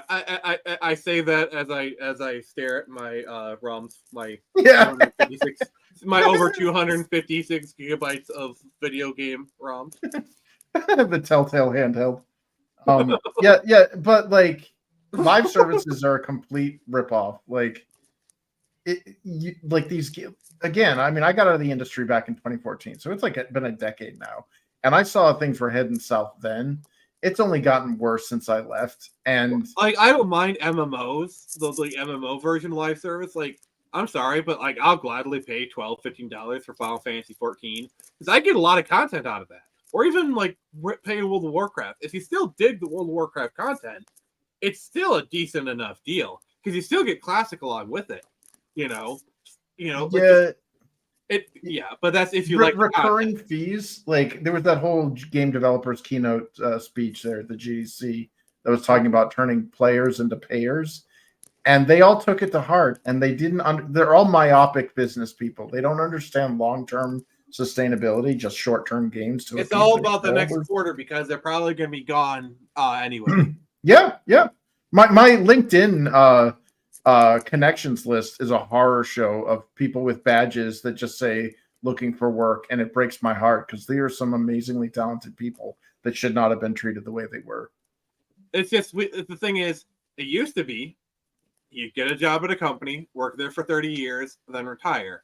Mm-hmm. And it just, employers got so bad at abusing people. And the employees got used to switching jobs every 2 years, because you get a job, you get in, your employers start taking you for granted, and then you find someone else who did, like, you basically got a bunch of experience, and then you found another company who needed to fill a gap, and they paid you well, and then you just start to cycle over again. And that's basically how people's careers have been going for like the last 20-30 years. Mm-hmm. Yeah, now it's very mercenary. The amount of casualties that I've seen in game development, from everything from death from illnesses that were born from stress that was exacerbated from the work environment, to actual self-deletion, the number of divorces I've seen in, like, it is an extremely high rate of divorce in game development. Oh, I can't imagine like how common the story is. It's like, person A gets divorced because they're working too much at a video game, and then 3 months later they get laid off. Yep, that's exactly what happens. Or I imagine that happens all the time. Can you imagine how much a gut punch that is? It's like, you give your soul for a company so much that you lose your marriage, and then the company just I'm gonna, like, this is gonna get dark. If that happened to me, I probably would kill myself. Like, I'm sorry it got dark, but like, I just don't know if I can handle that. How's this one for you? Okay, somebody that's a senior cinematics director. Okay, guy packs up his life and moves from California to New England. Okay, his wife now has to get a new job because they're moving. His kids now have to go to a different school. They uproot everything, move up to the other side of the country, and within a year, the studio goes belly up. So They are now moved into New England, where there are fewer, there's not as many game studios as there are out in California. So they try to move back, and they find that the cost of living has gone up and all this stuff. So then they move to like Kansas or something, some weird place that they could afford, and then they move to, I want to say, Oregon, and they're moving all over the country. These kids have like never like had an entire school, like have never gone from like freshman to senior year or first through fourth grade or whatever it is, like completed at school, because they've been uprooted more than a military Like brat. military kids. They're like military Yeah. kids. And like the wife who's like, I want to be a teacher. Well, guess what? Now you're gonna go find a new school district. Like, that's infuriating. That's where the divorces happen, because they're like, the wife's like, look, I'm not going to move to go so you can go chase your video game job that's going to end in disaster in like a year or 2 years. Yeah. Yeah. It's like people want stability. Like, I'm sure if they had moved to New England and stayed there for 20 years, things probably would have been fine. Exactly. You know? Like, yeah, they had to uproot their life, but they were to put down new roots. Like, people are willing to change. That's one thing. But constant change does not work for the human psyche. Like, having to uproot yourself every 5 years or something does not work. Like, you can make an AA, like, if you have, like let's say, you have to move across the country, move to a different country for a new opportunity. People can adapt. Yes. Like, let's say you have to move to Japan. Like, let's say that developer got hired at like Platinum Games, and like, because they knew Japanese or something, and they had to move to Japan, but they're there for like the next 10 years. They can adapt. The kids can adapt to that. It's hard, but at least they have a chance to adapt. That's fine. The human body is designed, like the human mind, the human body is literally built for that kind of adaptation. That's how we thrive. But the constant stuff just doesn't work. People need a chance to put down roots. Yeah. And it wears on you. And the industry is designed where there's more of a supply than there is a demand for the employees. So you can never have a union. Like, none of that will ever work. The workers' rights don't exist. And yeah, it's basically a machine designed to chew up naive 20-somethings and shit out bitter, jaded, and exhausted 30 or 40-somethings. There's no retirement plan in video game development. Yeah, so I'm doing pretty good, Black Ripper Kai. How are you doing, Chris? I know you've been kind of down the last 10 minutes, but are you okay? I hope so. All right, and then Hero, how's your Kickstarter? Did you get any more donations? I have not checked. Let me check real quick. All right, can you go check so. for us? If you're funded because of me, I'm going to be very happy. Let's see. All right. Nope, nothing changed. Oh, yeah. Hey, you screwed me. How dare I? How dare I? It's not like I'm just trying to give you promotion or something. Nah, you're good. It was a fun time, anyways. But no, please check out Hero Darkly's Kickstarter. I put the link in the chat. But yeah. Okay, Nick, I don't want to interrupt you, but it's Hero Darky Dark, not Hero Darkly. I don't know why people keep on putting in an L. There's no L in there. I'm going to keep messing it up, so please keep correcting me. I'm just saying. Hey, Black Ripper Kai, I just want to say it's always darkest just before the dawn. I know it's a Batman line, but it's true. You'll be fine. But yeah, like I just love how Baldur's Gate 3 came out, and it just scared AAA shitless. Like, you can just tell. like Chris, as someone who was in the industry, like when you read all those comments about like how people were like talking about it, what did it say to you? Jealous girlfriend. It's kind of like what happened with Palworld. When Palworld came out, there was an immediate attack on Palworld. Whether you like the game, you don't like the content, whatever. Whenever a game gets successful, there's this jealousy of all of the competitors that are like. I love how Nintendo literally had to put out a statement, be like, "Yes, we're aware of it. Please stop emailing us. We get it. Palworld exists. It's doing Pokemon better than we do Pokemon. Please shut the heck up." Well, did you hear? So, PC Gamer recently had this article about how EA launched a single player game or whatever that didn't have microtransaction and wasn't on a live service, and the game bombed. And they're trying to like frame it in a way so they're saying, look, see, because it's not a live service and it doesn't have all these anti-consumer crap tacked onto it, it failed. And it's like, no, I don't think you understand. Like, that was a terrible game that failed. You know, See, mediocre this is like at the best. same energy of like when the Wii U came out and they Mhm. put all those crappy ports out onto the Wii U, and they're Mhm. like, no one wants Wii U games, so we're just gonna stop making Wii U games. You know, like Yeah. people like EA and Ubisoft, like legit making like these crappy ports that like didn't have as much content, ran worse. You know, like they ran worse than like PS3 games. And then like nobody wants these crappy ports. So that means nobody wants Wii U games. It's the same energy. Yeah. Like, yeah, you're talking about Immortal of Avenum. Yeah. It's like I barely even heard of the game, and it's basically just like Forspoken, but worse. Yeah. And it's like you don't market the game, you make a crappy. It's just stupid speak. It's whatever they can to avoid the real issue. Mhm.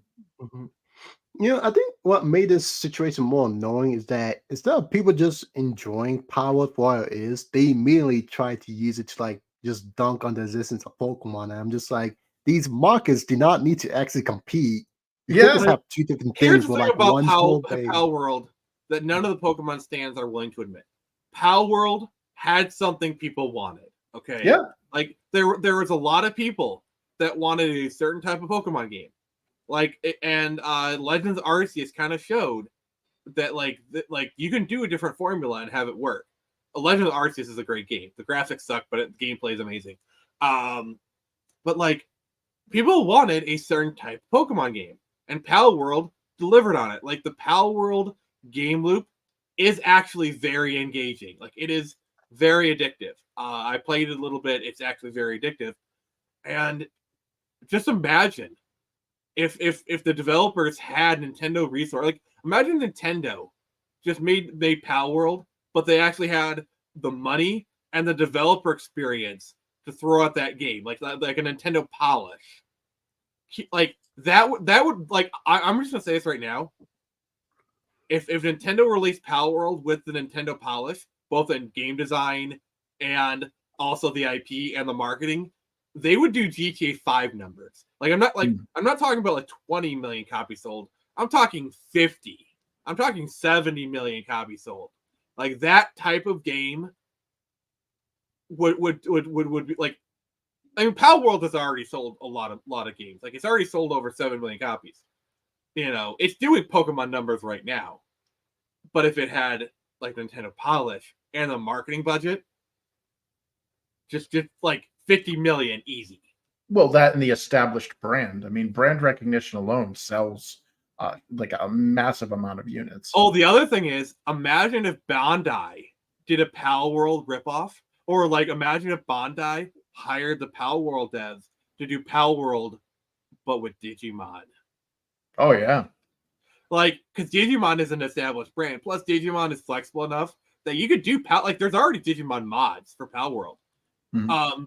Like, I actually think Digimon probably would work better in a Pal World form than Pokemon, but you know. Yeah, there are Digimon with guns on them. Yeah, exactly.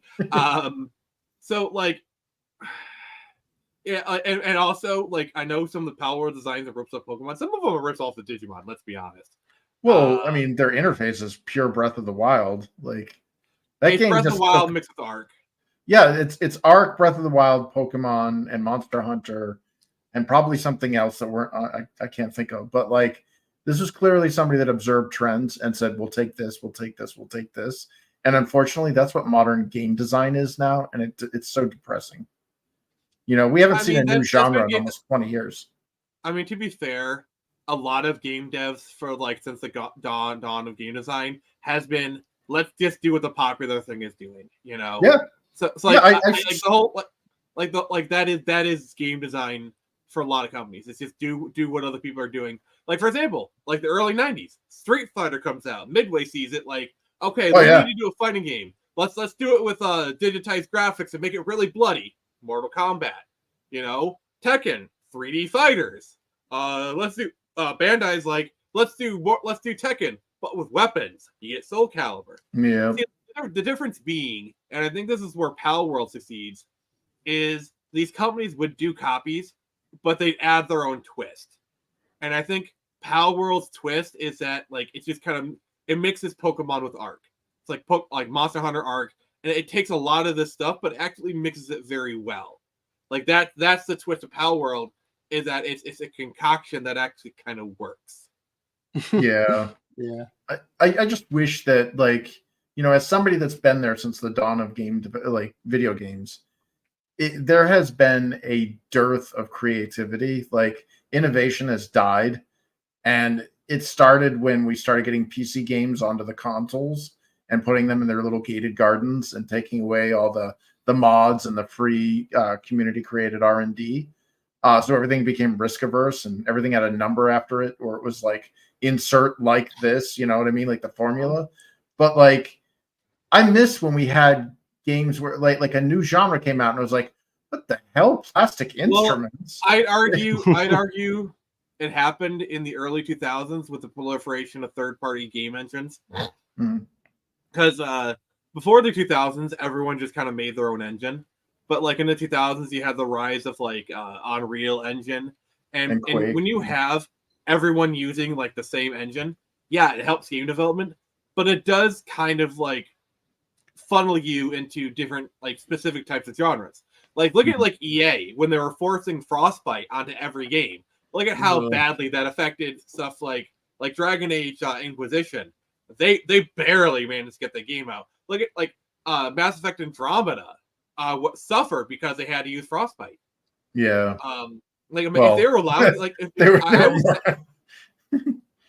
But I'm just saying, if Mass Effect Andromeda had used Unreal Engine 4, I'm not saying the game would have been good, but it would have been better. Yeah, like the thing with Andromeda was like it kind of didn't need to exist because Mass Effect 3 kind of ended the series. And I hate prequels, like because prequels just lead you.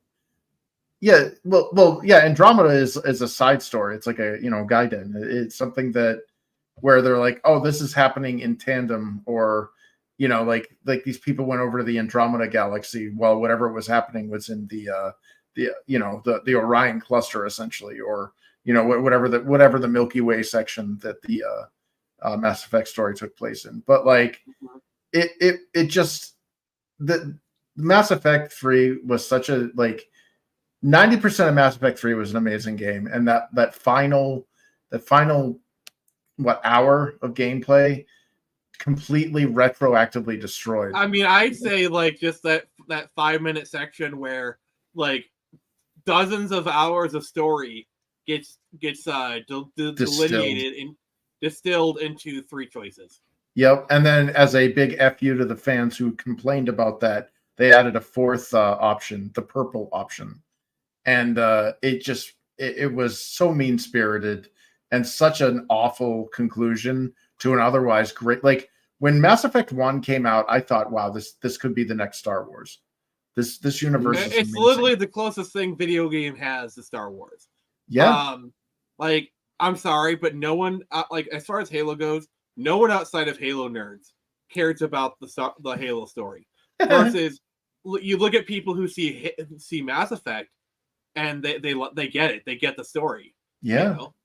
Well, I would have loved to have seen Mass Effect expand into a TV series, or you know what I mean. Like I don't want. You don't want that. You don't. No. I'm talking back in the day. I'm talking back in the day when the original came out. I was like.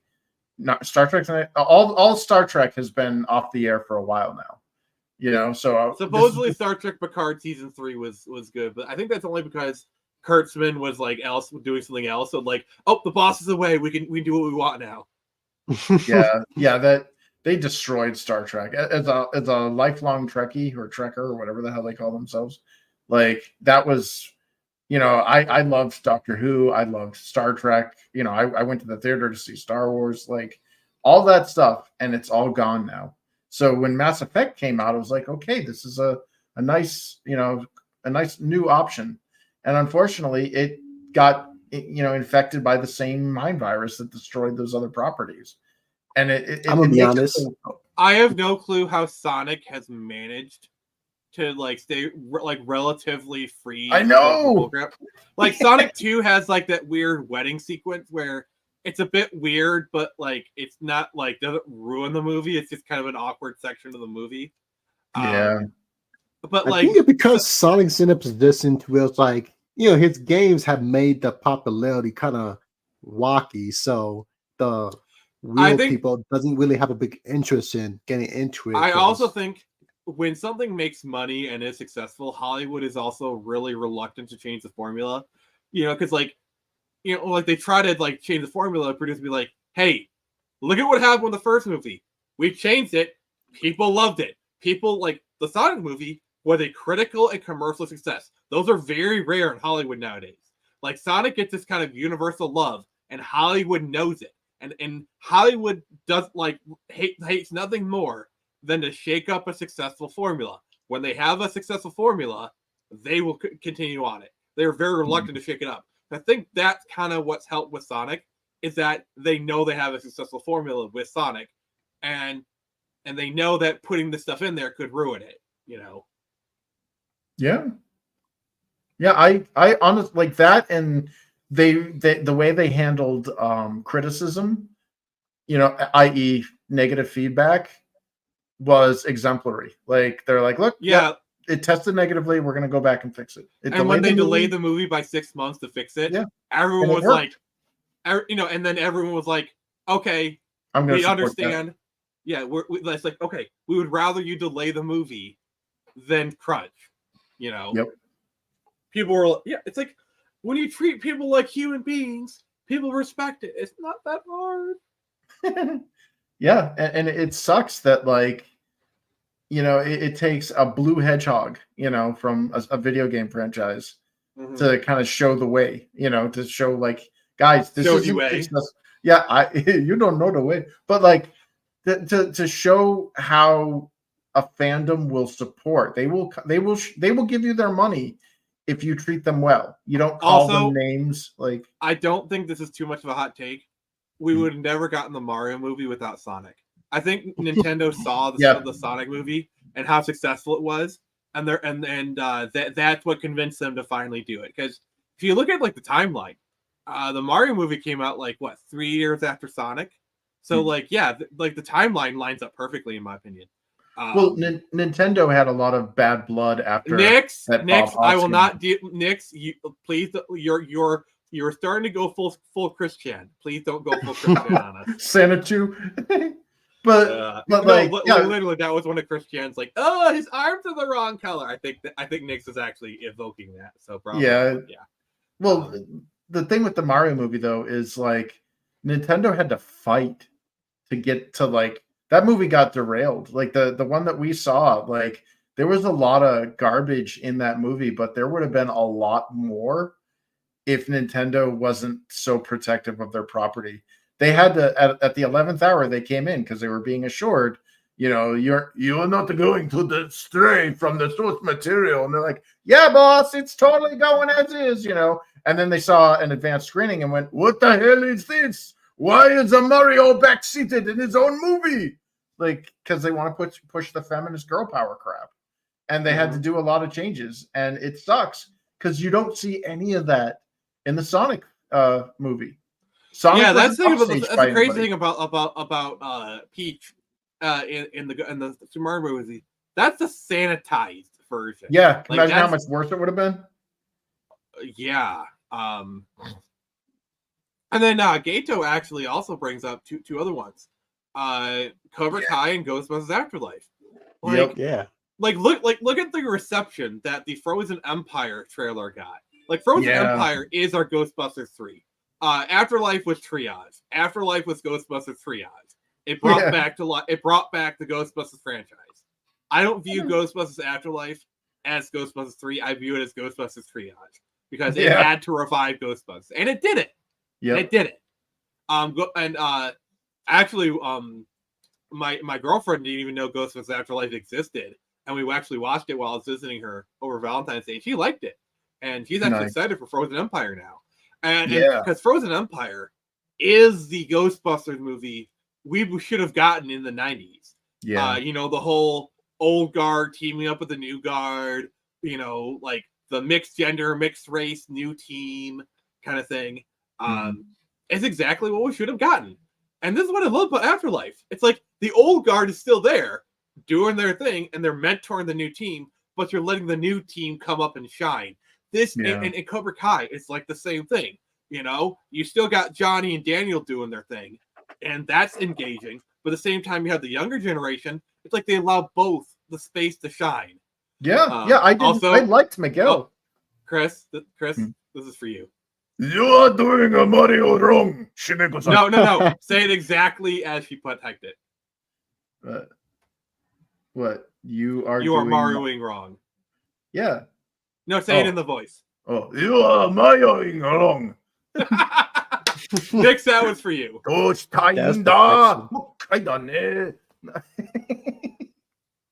Yeah, I have hope for the Zelda movie. It really seems to be really kind of remains to be seen. But yeah, Frozen Empire does look good. Like that's kind of the thing about Afterlife is I feel like Afterlife they took some of the real Ghostbusters characterizations. Like I was reading some reviews on them. Like apparently the Harold Ramis, the Egon version, like it's like people were saying like they took some of the more the real Ghostbusters inspiration into the character, and that's fine. I mean that's fine because real Ghostbusters is a very popular version of the property. So you want to take inspiration from that? Go ahead. Yeah. I just want like imagine if Egon, they'll never do this. They'll never do this. But like imagine they go to Egon's place and he has like a ginger cat.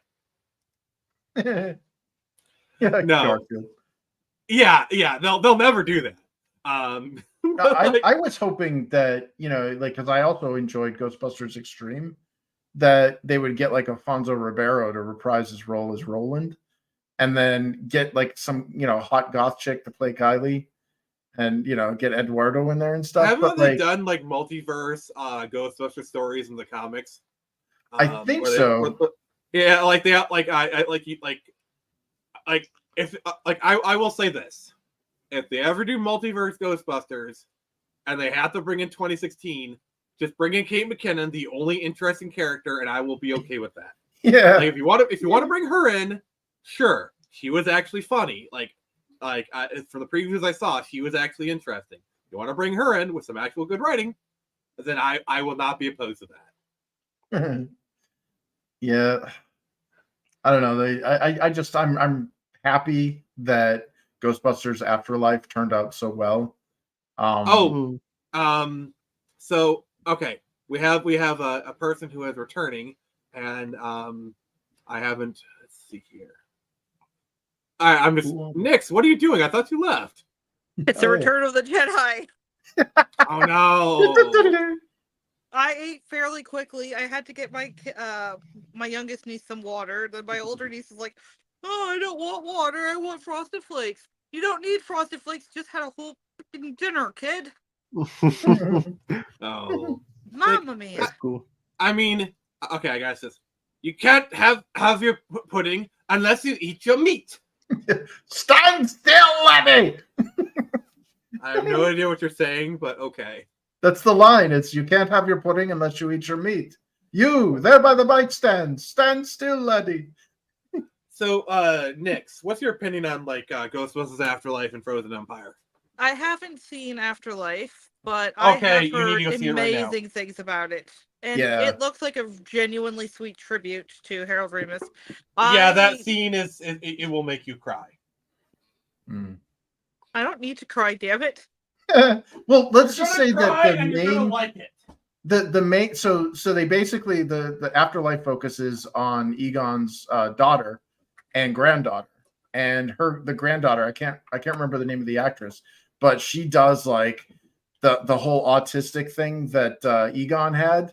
She does it perfectly, and it makes the character sympathetic because like the quirks are not appreciated. Well, I would say, yeah, like we very rarely get like good autism portrayals, and I Yeah. will say, McKenna Grace, who plays There you go, Kenny Grace. by the way, McKenna Grace is my pick to play Screecher. By the way, so Hmm. hey, Devil Flyer, how you doing? Hey. Like if you've seen McKenna Grace on Young Sheldon, which that's also one of my favorite things is, you know who plays the grandmother on Young Sheldon? Who's that? Who? The actress for Annie Potts. Oh, really? No way. Janine? Yeah. I'm pretty sure that's how McKenna Grace probably got the role. Is they were getting ready. Janine is Meemaw? You know, because like she had probably worked with her on Young Sheldon and be like, hey, I know this person, or maybe McKenna Grace like, oh yeah, I'm auditioning for it, and maybe like, because if Janine says like, hey, there's this young actress I work with, she's great, her word's gonna carry weight, you know. Mm. Yeah, that's true. Yeah. I don't know, but the fact that Afterlife did well is encouraging for Frozen Empire, and that's why I'm cautiously optimistic with it. Yeah, and it seems like just going off of like the trailers, it looks like it's pretty much they're going along the Ring formula. Dude, Walter Peck is the mayor. Oof. Hey, yo, how do you guys feel about Cobra Kai? Oh, I love that series. I love it. I love it. I know. I It's getting a bit long in the tooth. Like the show is getting a bit long in the tooth. They should have ended it with season 5, but they're doing another season. It feels kind of superfluous. Also, I'm kind of iffy on the movie because apparently there's been some reports that the movie is not going to follow the continuity of Cobra Kai, which sounds really stupid because apparently the Good Karate Kid was supposed to be coming out this year or the next year. So Cobra Kai season 6 is coming out this year. So I think it's like either the summer or the fall. So you're going to have a Karate Kid movie come out a year after Cobra Kai ends. Cobra Kai is still going to be fresh in people's minds. Yep. Okay. And to have the continuity not be there will make problems. Like, I'm not saying Johnny Lawrence needs to be for the entire movie, but just have like the first third of the movie. You're in Cobra Kai. You have Johnny Lawrence. You already have the sets. You already have the stuff. You know, like, and you want to have Johnny go to China or something or Japan, separate them, and then do your thing with Jackie Chan. Fine, but just have a little section. Be like, oh, hey, this is what Johnny's been doing after this or after that, you know, and then you come on, just have Johnny Lawrence make a cameo in the beginning. It's fine. I have no interest in seeing that Jaden Smith vehicle be incorporated into the canon of the official, Karate Kid. Like that made no sense that they even named it Karate Kid because marketing. No karate in China. It was marketing. Yeah, but it's kind of offensive because it's like it's China. There's no karate in China. It's basically it's kind of like a form of whitewashing, I'd say. It is, and it was kind of offensive. Like, all those Asians, who cares? Well, they do that chop-sacky shit. Well, you know what? We'll call it Taekwondo, you know, in Japan. They don't know the difference. It's like that King of the Hill meme where like Hank was just like, so are you Chinese or Japanese? I mean, if I want to watch a actually good Karate Kid ripoff, I'll just watch Never Back Down. Yeah. like that is a Karate Kid ripoff, but with MMA. And it's actually kind of good. Sure, Amber Heard's the girlfriend in it, but like it's actually kind of a good movie. Who here has seen Never Back Down? I don't watch a whole lot of movies, I'll be honest. There's 3 of them, isn't there? I don't know, but like this came in like 2008.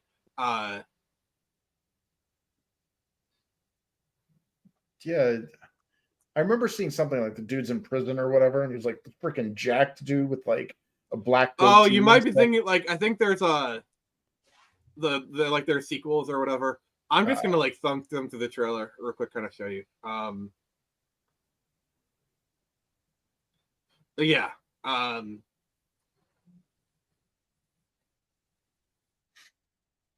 So yeah, it's actually kind of a good movie.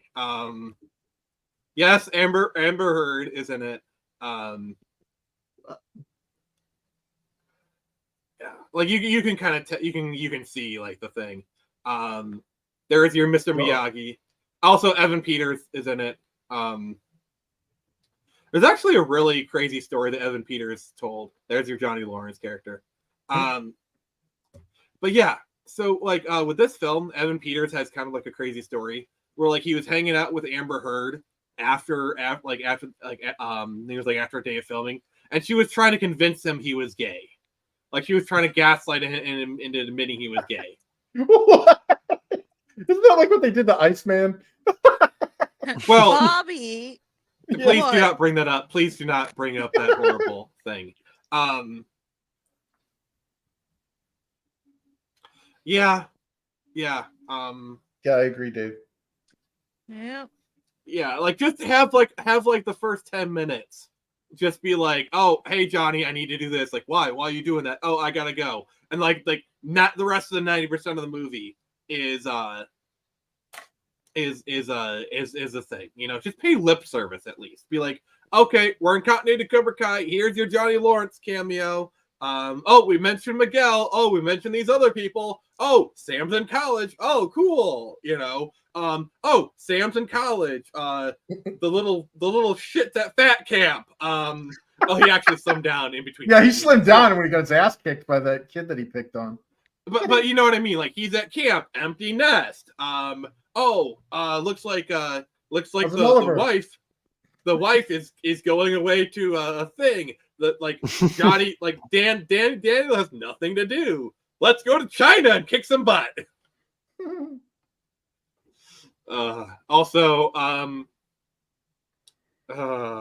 Dave, why?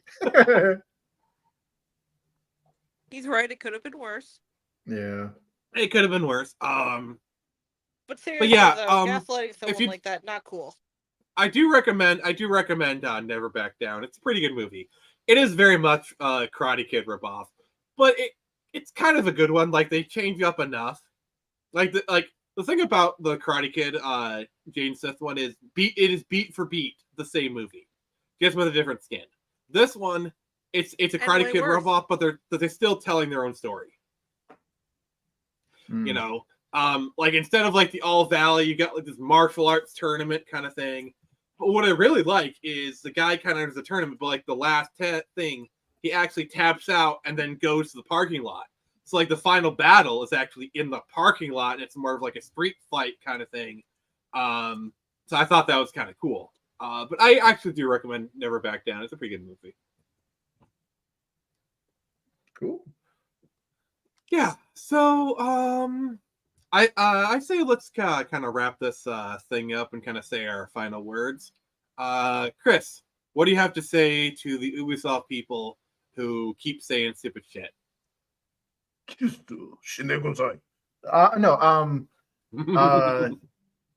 I would say good luck. I don't look forward to the unemployment that's coming, but yeah, you know, you obviously don't care about your employees, so good luck. Yeah, pretty much. Nix, anything you want to talk? Any like shipping news you want to ship, or like just anything in general you want to promote? Like your coffee or whatever. Oh yeah, I got that. You can find it on my my send me the Twitter. link in private chat. We'll post it here. Okay. Just All right, give while me Nix a is doing quick that, second. coffee.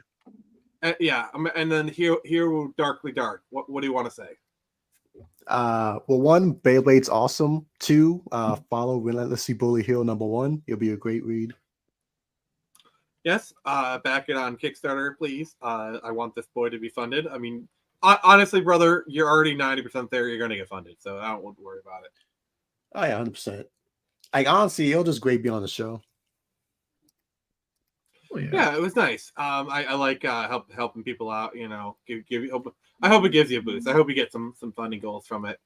Yeah, dude, this looks amazing. Your project looks really like it looks pro, dude. Like this looks like better than some of the stuff coming out of Dynamite, definitely. Oh, thank you so much. Explanation of why manga is kicking Western comics ass right now. Yep. So also I love your banner. That is so you. So Nix, Perfection. please explain what your Ko-fi is for and what people can get. So basically, this is Well, me using my hobbies to fund my hobbies. I really like consuming media. I think that's something we can all say. I also Yes, your really like JoJo chatbot addiction is well known. well, that too, but I mean, like, I really want to be able to pay for new games, go see movies with my family, Mm-hmm. mostly with my niece. And I want to be able to cosplay more because it's something I enjoy and it's something she enjoys seeing me do. I can't tell you how excited she was when she came home from school one day and I was in full Princess Peach getup. She screamed in pure joy, came and full force, hugged me, nearly took me off my feet, Oh my god, and that's got just to be the best started thing ever. screaming, "I love you so much, Princess Peach." All right, so I just sent the link in the chat, so do there. So please explain the tiers for us and what that gets people. So basically, the first, I'd say, 3 tiers. Well, about 2 or 3 of the tiers are kind of just filler because I had a funny idea and I want to roll with it. But basically, it's to different levels. You can commission me to review different bits of media. So, like, if I wanted to get you to review, let's say, Avengers 200. Well, then you'd have to get me to $200. We're already at 145.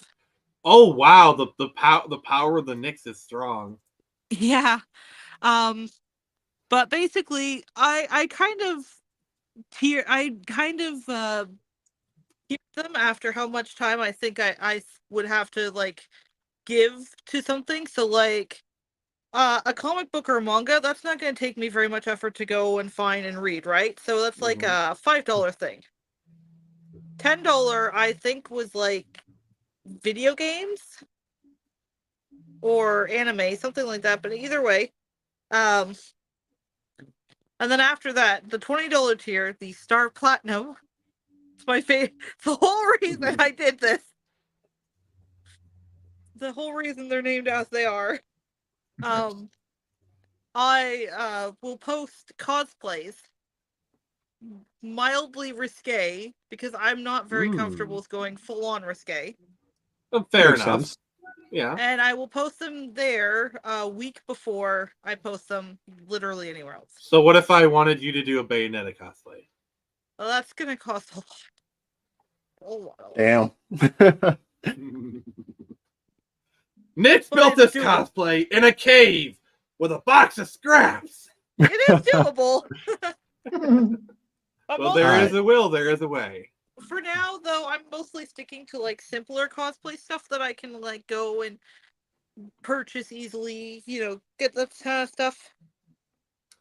I think Misty needs to be done. Yeah, I'm definitely trying to pull together something. Pokemon. Oh, Officer Jenny or Nurse Joy. Nurse Joy or Misty, I think I'd be more able to do because it would be easier to. Probably. What could do about Jenny at some point. one of the characters from Evangelion? You got to do Evangelion. Yeah, I might. All right, chat. Let's recommend some cosplays for Nyx that we would want to see. Hero, what cosplays would you like to see Nyx do? Jack-o'-lantern from Guilty Gear. Yeah, I could probably put something together at some point. All right, Chris. Which Ubisoft character would you like to see Nyx cosplay as? I was an okay. That's okay. Don't do that to me after the hellstorm they put us through. Yeah. No, okay. Any character, Chris. I was just being stupid. I don't know. I can't think of any female characters that in anime or anything. They don't have to really be female. I could gender bend male characters too. I've been thinking about doing a Link cosplay. Oh, JoJo? there you go. JoJo. I get a bit more confident. When I get a bit more confident in it, I really do want to do like a female Jotaro at some point. I have the hat for it. It was Okay. I have a request for you. Ziggy Stardust. Yeah. Okay. David Bowie, Ziggy Stardust. I could Not probably. sure if you're a boy or a girl. No, but I think you'd in like the Ziggy Stardust getup would be cool. Like I said, it's a bit. I can do a Samus Aran. Oh, I have an idea. You could do casual femship. And what I mean by that is like you get the femship wig and you just have like an N7 hoodie. Yeah, I could definitely do that. You know, because you know, like the classic like red hair kind of wig. Yeah. And then just get like an N7 hoodie, your casual femship. I mean, hell, you could go to convention like that. You know, like get like N7 like a hoodie and then like N7 sweatpants, and then just have like the femship wig and then like maybe have your makeup done like femship. I mean, it's casual cosplay, but it works. It does, yeah. I mean, I went to cosplay. I literally went and bought white face paint makeup to go as like a kind of more casual Harley Quinn. Nice. I had a Nix, I actually do have one. Like, if I'm going to actually legitimately request you do a cosplay, there is one character. You have to do my girl Bernadetta from Fire Emblem. Oh, definitely. Are you familiar with Fire Emblem Three Houses? Like, do you know about Bernadetta's character? Not entirely, no. I've never been able to get into Fire Emblem. It's a lot for me. You should play Fire Emblem 3 Houses. Yeah, no, Fire Emblem's awesome. Yeah, this is not a Fire Emblem game. But it's a really good game. Yeah, it's funny because it attracted people to Fire Emblem that don't like Fire Emblem, and when they went back, guilty. Roots, yeah, they went back to the roots, and people were like, "What the hell is this crap? Three Houses was awesome. This is terrible." And it's like, meanwhile, there's me, who's an original Fire Emblem fan, going, "I didn't really like Three Houses. I didn't like all the micromanagement." And then there's the ultimate weeb who like both, because I'm not a picky jackass. Oh, Sue, I forgot. This is supposed to be Minecraft. I'm not picky. So right now I'm kind of limited to basically what I can get off of. Check this out. I do this for all of us. She is best girl.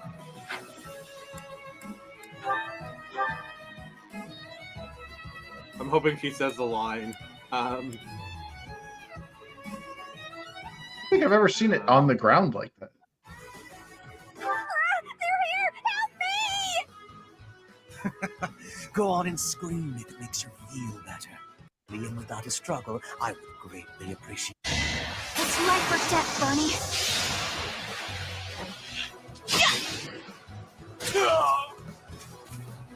Oof. No more I can do here. Troops, remember your orders. I must withdraw. Bro gets one-shotted. Yeah. Wimps out immediately. No, so what I like is sometimes after she defeats an enemy, she says, "Can I go back to my room now?" She just wants to stay in her room and read books. Like, I love her character because like she's kind of like a bit of a hikikomori kind of character. Mm-hmm. Like she just wants to be in her room. It's like she's a character that I just want to protect at all costs. Exactly. But like I was saying, I'm kind of limited right now by what I can buy. But when I get a bit more into like the craftier side of cosplay, I definitely want to be able to like start sewing my own stuff and putting it together. Femshep in your wheelhouse? Oh yeah, I could definitely do like very casual. Yeah, I mean the hardest part is just getting the wig because like you can buy an N7 hoodie or like N7 like sweatpants really easily. Yeah. Oh. I am not doing that. I value my life. Thank you. Oh, I have another one for you. You need to be Kim Possible. Come on, you can do that one. I don't think people would really appreciate seeing me in a crop top. Then don't have a crop top. Or you could do Shigo. You could be Shigo. Oh, that is a good one. Shigo's amazing. Yeah, I could totally see you as Shigo. I do really like Shigo. Oh, I can see you as Dawn or May from Pokemon. May was my first Pokemon character. Oof, the memories. Yeah, you need to do May. And then you can get like a Torchic. Like I could just imagine you walking through Comic-Con as May with like a Torchic plushie. Yes. Oh, that'd be so adorable. And it works because Torchic was my first ever starter. Yeah, I think you need to do May. It's gonna be May. Oh dear God. And if you ever get really bold, you could do Trish or Lady from DMC. Stone Cold Steve Austin. I mean, You don't get a hell yeah. Don't think I'd look really good in a bald cap. But I'm trying to think, like, you could do Alexa Bliss. She's got that kind of Harley Quinn thing going on. Yeah. Trying to think. Oh, Sally from Nightmare. Yeah. Yeah, definitely Sally. You should do Sally. But anyway, guys, thank you for joining us. If you got this far, please give us a like. Please comment, subscribe if you can. We're trying to get to 500.